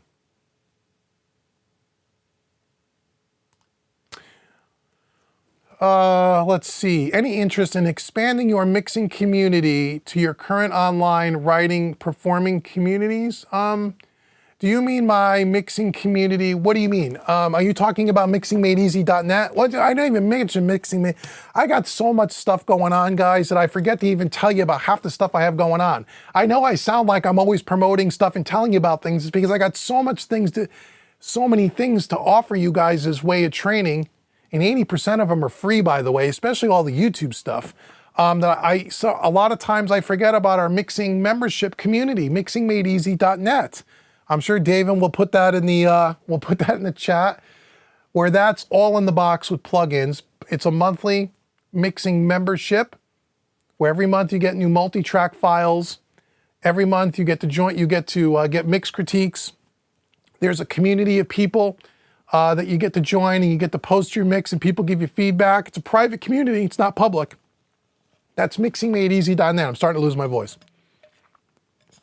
So if you want to really learn the craft of mixing and you're an in-the-box guy or gal, mixingmadeeasy.net's where you want to go.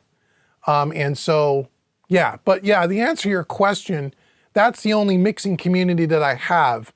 That in and of itself, that mixing membership community, we're not going to open that to songwriting and stuff because that's not what that membership is. I don't have any other forums or any other communities. And I'm certainly not going to start another YouTube channel just for songwriting and production. I can't even keep up with the two I got now. So, but you know what? You know, it really comes down to this. Will we expand more on the online writing and performing stuff?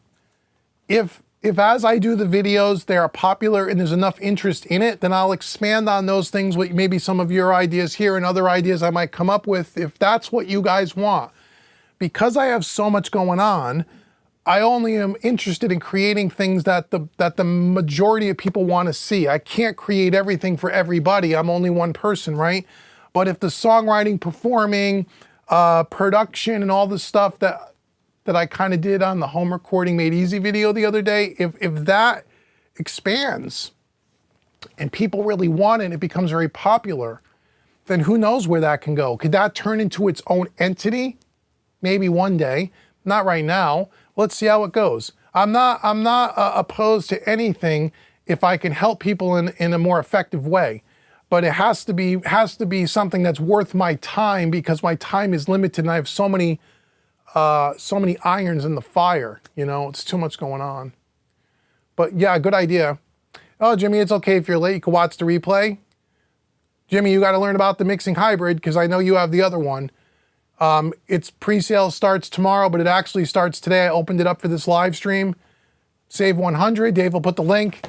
And also, well, Jimmy, you have all my courses, but I was going to say, if you buy the course during the live stream, you could pick another $100 course off my website and I'll give it to you for free. That's only for today. But I don't know that that helps you, Jimmy, because I think you have everything that I've ever put out, which I love you for. But I'll take care of you in another way. If you pick up mixing hybrid acoustic rock, you know, I'll hook you up. I'll take care of you somehow, some way. I hear you, Bobby. No problem. It will be on pre-sale all of next week. And it's not that you won't be able to buy it after next week. You just, you know, you won't get it at this big of a discount. But I hear you. If money's tight, I get it. And again, one of the reasons why I'm discounting it so heavily for the pre-sales, because I know money's tight for people. I know. And I'm trying to help as much as I can. I really am. Thoughts on the Dolby Atmos trend? Hey, Gypsy. We've talked a lot about this in the past. I haven't talked about it recently. Right now, as I said in those other live streams, I'll just give you a quick overview. I think Dolby Atmos is, it's a cool thing. Dolby Atmos has been around for a decade in the movie and TV thing. It's not new. People don't realize that. But in the music space, I'm not convinced yet. And the reason why I'm not convinced, and I know people will talk about Apple Music and Spotify and the labels, and I know there's a lot of moving parts in this whole Dolby Atmos thing. But to me, in my opinion, the one thing that's going to, until this one thing is resolved, and I think it will be with technology, the way it moves so quickly, I just don't know that it's going to happen in the next few years. The one problem that Dolby has is that 90% of people that consume music consume it in earbuds and headphones. And Dolby Atmos cannot be truly experienced in headphones and in earbuds. The binaural mix is not even close to the sound of a real Dolby mix when you sit in a real Dolby space. It's not even close. Spatial audio and all that stuff Apple's doing is cool. I've experienced it all. I've tried it all. It's not that it's a bad thing, but it is not Dolby.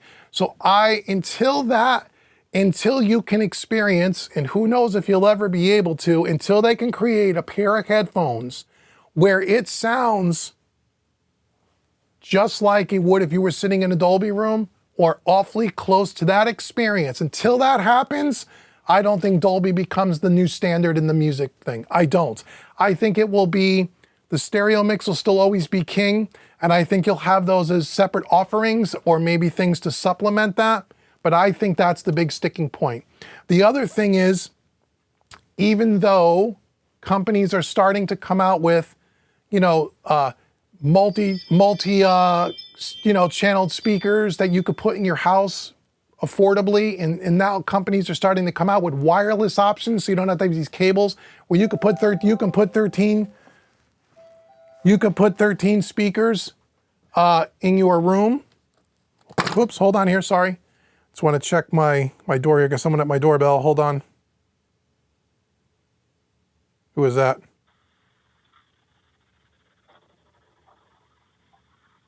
Live on camera. Hello? Ah, must be Amazon. Anyway, even though you'll be able to put affordably a Dolby setup in your room, your living room, your home theater, whatever, your family room, the problem still becomes, I don't think we live in a world anymore where people are actually going to sit in the sweet spot of a room for any length of time to listen to music. It's not like back in the good old days where we used to listen to vinyl. Remember back in the days of vinyl? Where you would sit with your record and you'd look at your liner notes and you'd sit and listen to your hi-fi stereo system. Those days are gone forever. In the masses, not that there's not a percentage of people where the people are getting into vinyl and there's a vinyl resurgence and all that. I'm talking about the masses. So until Dolby can get it on your head so you can walk around and get that experience, I don't think it's going to be as big of a thing as people think it's going to be. It doesn't mean it's not here to stay. It doesn't mean that it one day won't be the standard. I just don't see it anytime soon. That's my opinion. And I know there's a lot more that goes into it than that. Believe me, I've done the research. We've talked about this in other streams ad nauseum, but I don't see it right now. And there was a big push at the last NAMM about everything was Dolby Atmos, Dolby Atmos, Dolby Atmos. Now since NAMM, you really don't hear much about it anymore. And you're starting to see more and more people putting out videos on YouTube that are talking about the things that I'm talking about. Where everyone, it's the new shiny thing in the room. Everybody's running to the new shiny thing. And then once you start to work through some of the details, you go, oh, wait a minute. I don't know. Not to mention, I've yet to have a client even ask me about a Dolby mix. Whether I can even offer it, let alone are they willing to pay for it. And that's the other sticking point. So that's my thoughts on Atmos in a nutshell.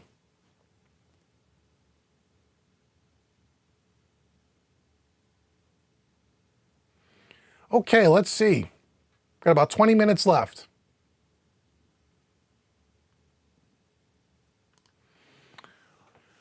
Oh, you stated poorly. Okay, let's reread. I mean, are there as many other communities for songwriting and performing online. I'm wondering if you'd be interested in expanding your presence.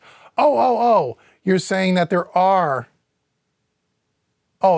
many others. I was wondering if you'd be interested in expanding your presence. I'm always interested in expanding my presence. I'm not sure what you mean by that. We'll have to see. But I hear you. I see what you're saying now.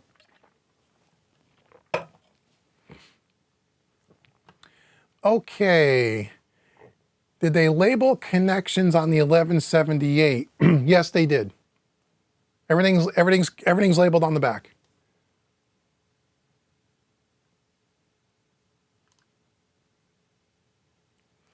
Mark L says, may not work for you. Have you thought about a payment option for your courses?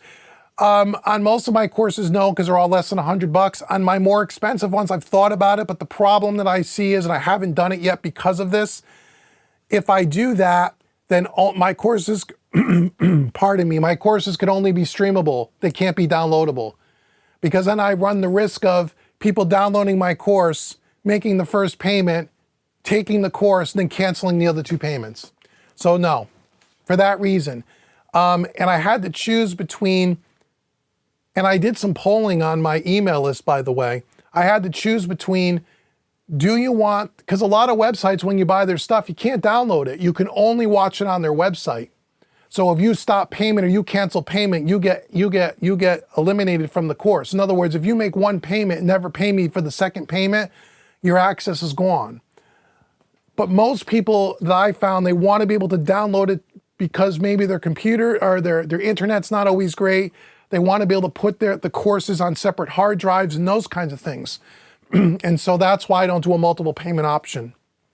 For that reason. It's a great idea, and I've thought it through, but right now I would rather allow you to be able to download the course than not let you download the course and then have to manage the whole payment options, and when people don't pay and they don't get access, and it becomes, I'm a one-person team here. I don't have an administrative team of people.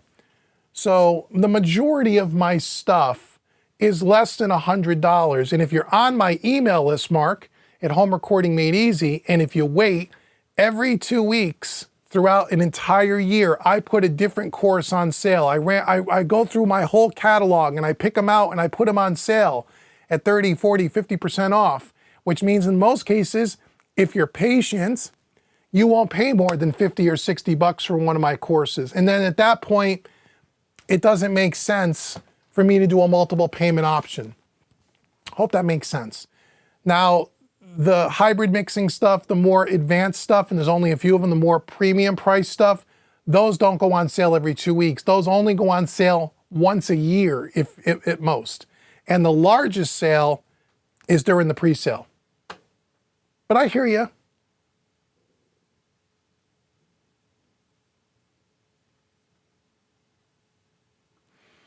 Jimmy says $420 worth of savings. I think it is. I added it up. Lots of free stuff there, Jim. Some of that stuff I know you already have, though. So for guys that have been following me since the beginning that own everything I've ever put out, it's hard to give them free stuff because they got everything.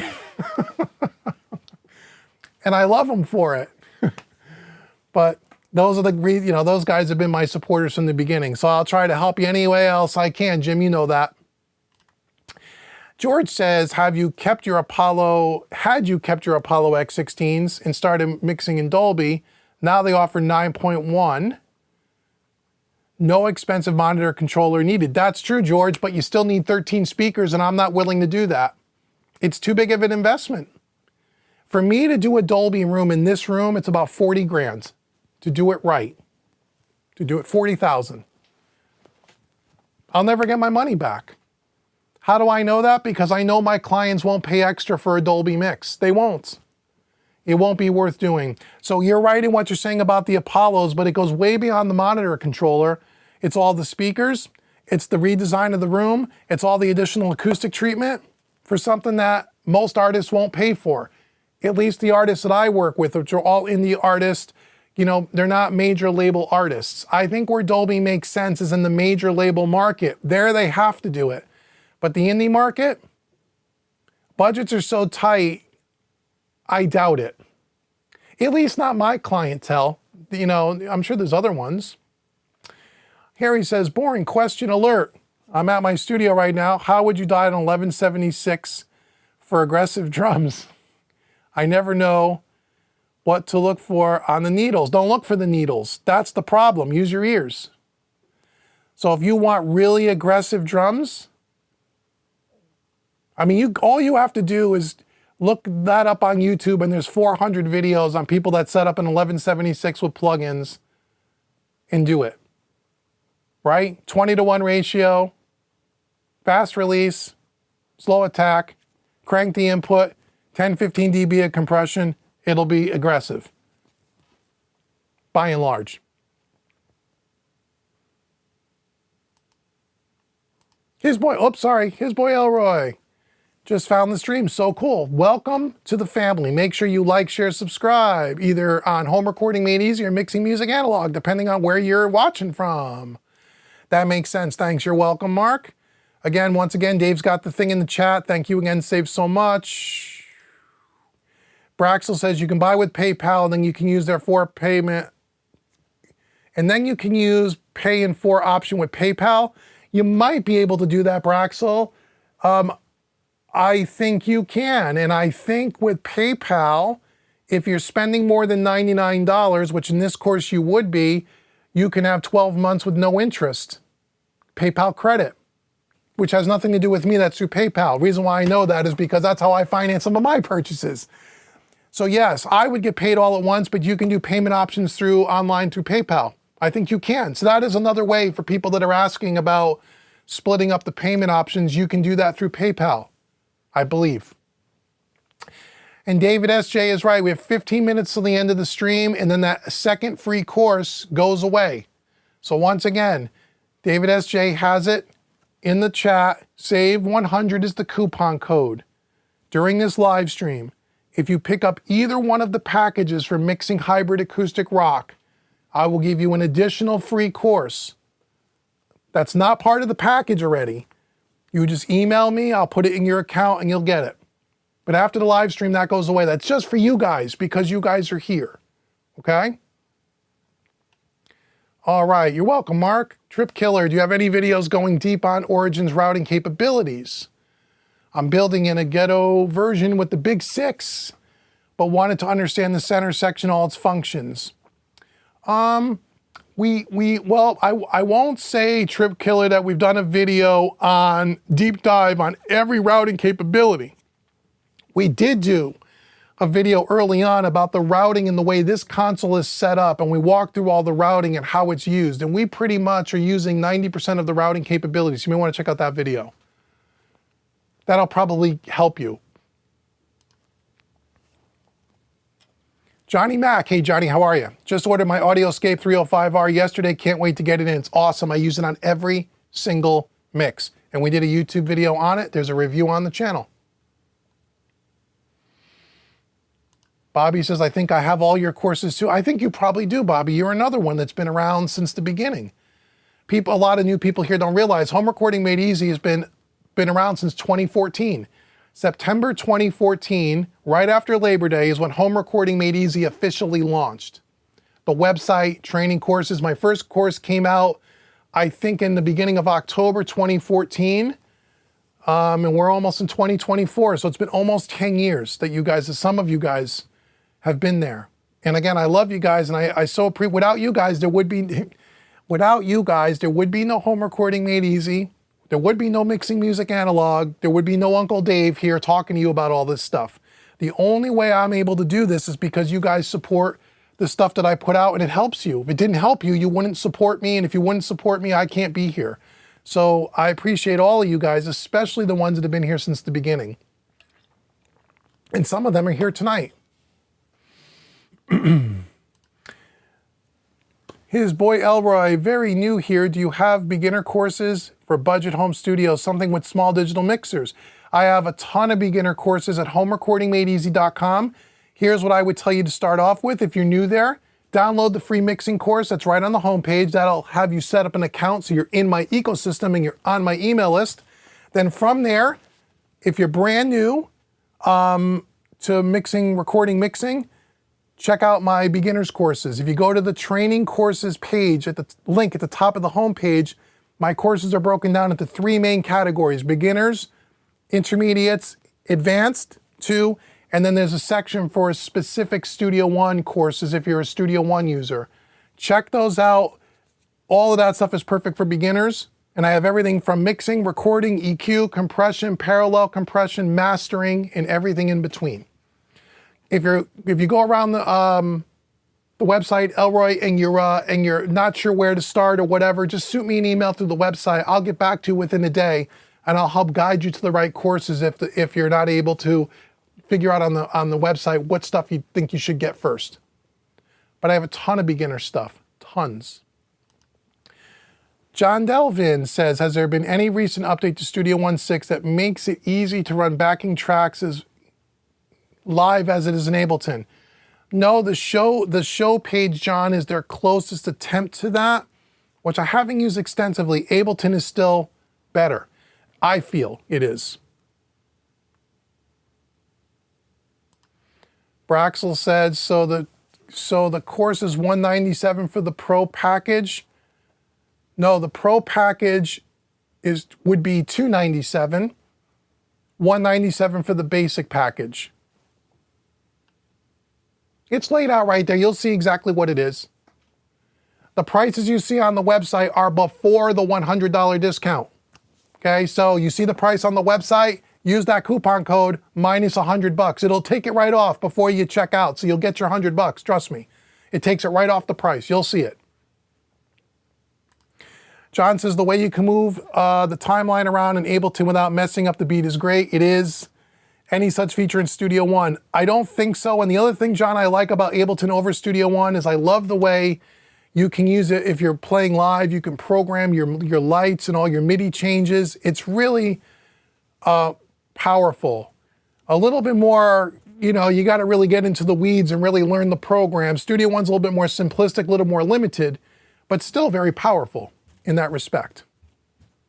You're welcome, Trip Killer. Okay, we got 10 more minutes. Did you say that the biggest hybrid sale is during the holidays? I couldn't hear clearly a few minutes ago. No, the biggest sale on the hybrid mixing courses are when they first get released, which is right now for mixing hybrid acoustic rock.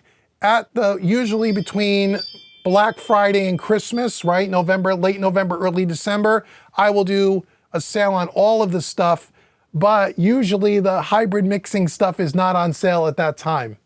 Those are premium courses. I don't put those on sale at 50% off, guys. Those are premium courses that take an enormous amount of time and effort and cost to make. I can't give them away. I love yous. I do. I can't give them away. All the other courses on my website are typically 50% off at the holiday time, but not the hybrid ones. $100 is about as cheap as you'll ever see it. Off, $100 off. So, yeah, I hope that makes sense. But like I said, I got stuff at every price point, absolutely free, right? If you're on my YouTube channels, there's over 1,000 videos, absolutely free, nothing, costs you nothing. Then I have stuff that's as little as free on my website, right? I got podcasts, blogs, all free. No membership required, right? Then I have stuff that runs, between $50 and $100, and then I have stuff that runs a little bit more than that. And then the more premium stuff, when you get into the analog gear, those are the most expensive stuff. But those also cost me the most expensive to make. The amount of money it cost me to make that course is unbelievable. It really is. So I have to sell it at a price where it makes sense for me to continue to do those. And I know they're not for everybody. I know they're outside a portion of people's budgets, and I really understand that, and it's okay. I get it. I have other stuff for you as well if you're at a lower budget, no problem. So I hope that makes sense. Hey, Jason, just jumping into the stream, you're 100% right on the Atmos thing. So many YouTubers are shilling for gear manufacturers. That's right. And again, they're not all doing that, but I hear you. There's a lot of sponsored YouTube channels out there that are pushing Dolby because they're getting lots of free gear. I'm not doing that. Not that I've been offered any, by the way. I'm not going to lie to you and say, all these companies are banging down my door. They're not. They're not. I don't have 100,000 subscribers on my Mixing Music Analog channel where Focal's going to send me $25,000 worth of monitors. And honestly, I don't blame Focal. Why? Because my videos don't get enough views. I'm not a large enough channel yet. I get it. You're going to send them to the guys that have 100,000, 200,000 subscribers, that when they put up a video, 25,000 people watch it in the first week. That's called product placement in videos. Those guys are smart. They're not doing that with me.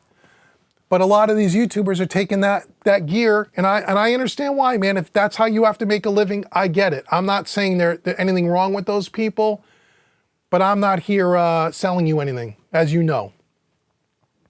You're welcome, Elroy.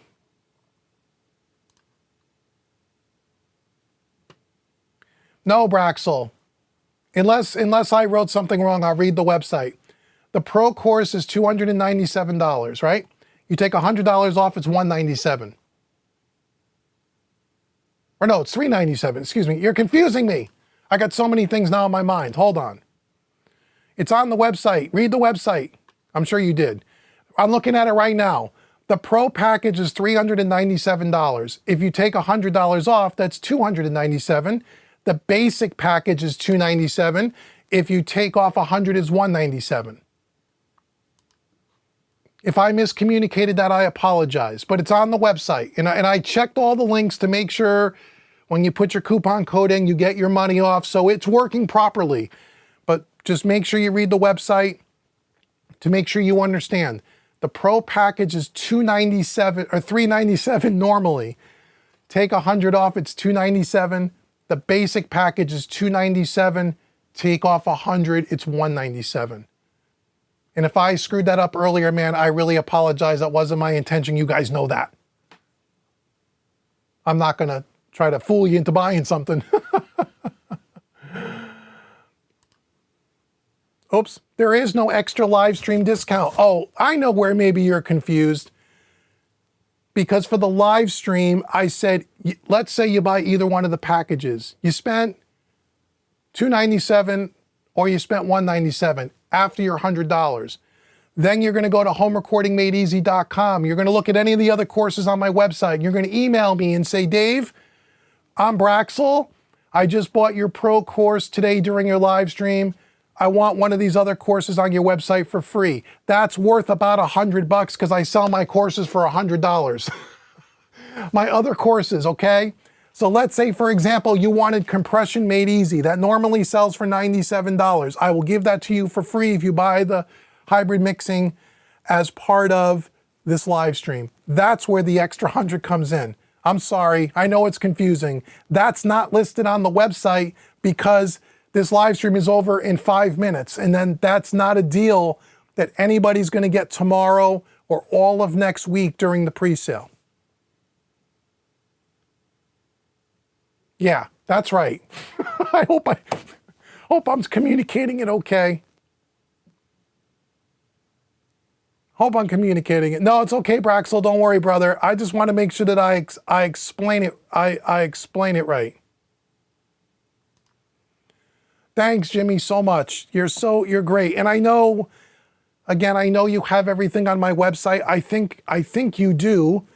If you don't, tell me what you want. I'll give you your free course like everybody else. If you have everything, you have a standing, if you need anything with me or anything I put out in the future, you want it, you can have it. You know, you're one of the guys like David S.J., like Bobby Booth, that have been around since the beginning. Anything I can do to help you guys, I'm willing to help you and give you guys. So if you don't see anything on the site, Jim, that you need, I'll take care of you at a future time. Don't you worry, because I'm sure 5 years from now, we'll be still here talking about this stuff, right?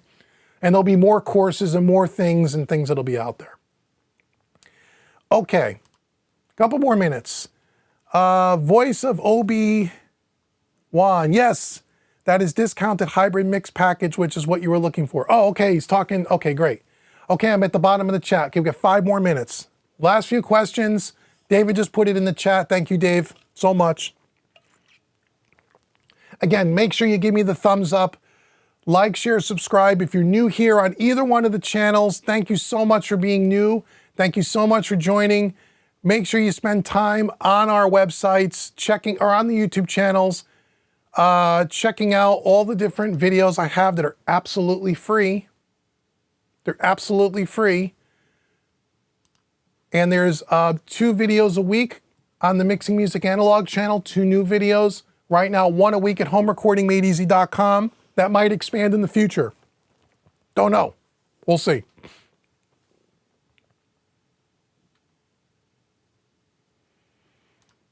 Oh, let's see. Braxel says, you're strapped right now. I understand, brother. It's okay.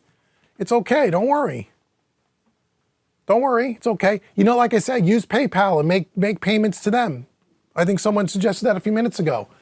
You don't have to, you can make 3 easy payments to PayPal. You could do that.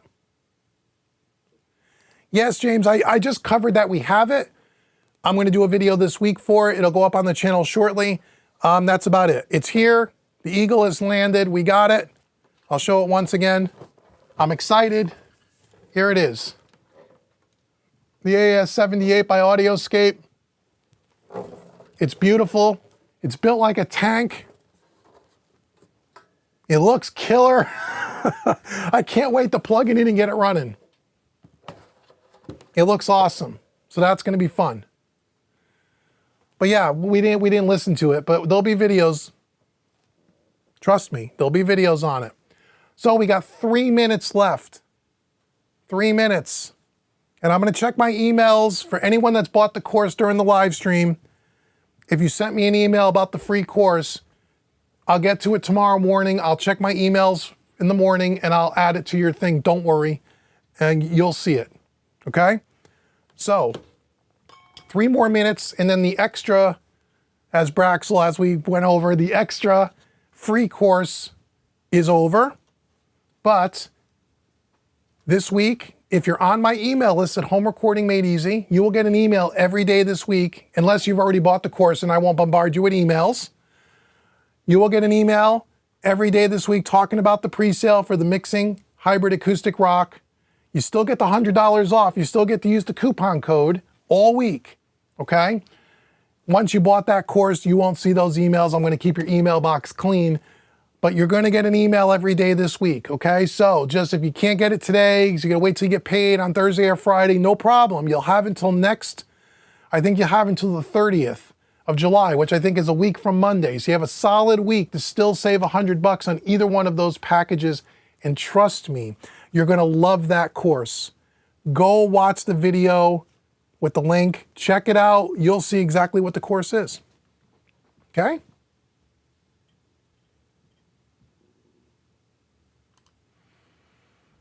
Let's see. Analog, not that you should or shouldn't do anything differently, but I get paid monthly. Oh, okay. And it seems that so many sales happen mid-month. I wonder if sales will do better at the 1st or the 2nd. Well, mine's being done at the end of the month. Or at the end of July, right? Mine's being done from the 24th through the 30th. But I hear what you're saying. And again, like I tell people, if you're a monthly, get paid monthly, I hear you. If you use PayPal when you buy it, you have a choice to use either your credit card or PayPal. And by the way, if you put it on your credit card today, you're not going to pay for it today. Your credit card statement doesn't come in for 30 days, right? So unless you're using a debit card as your credit card, which is totally cool. But remember, if you're using a credit card on Stripe or you're using PayPal, which goes to your credit card, the money doesn't come out of your account today. It's not going to come out for at least 2 to 3 to 4 weeks. So if you're a monthly salary person, that might help you. And once again, I think if you use PayPal and you're spending more than $99, you can get PayPal credit where you could get 12 months with no interest. So that's another way to do it. You can make a minimum payment every month. You could pay $20 a month for a year and you won't get charged a penny of interest. So there are other ways to do it depending on when you get paid. But yeah, no, I hear what you're saying though. I mean, point well taken. You're welcome, Gypsy. Thank you so much. Enjoy the rest. Okay, we're at 3 o'clock now. So we're going to button it down. Once again, everyone, thank you very, very much for joining me here today on both channels. I appreciate all your questions. I appreciate all your support. You have no idea. Let me know in the comments below about different video ideas you have for either one of the channels, because I read those comments and I, have a list of videos that we make based on those comments. And I want to create the stuff that you guys want to see, assuming that I can physically do it. And to everyone that supports on either channel or any course or anything that you purchase, it means more to me than you'll ever know. And if you guys are still digging what I'm doing, then I'm going to still be here to try to help you in any way I can. So anyway, until the next time we get together, thank you so much. Have a great rest of your Sunday, and I'll see you guys soon. Bye, everybody.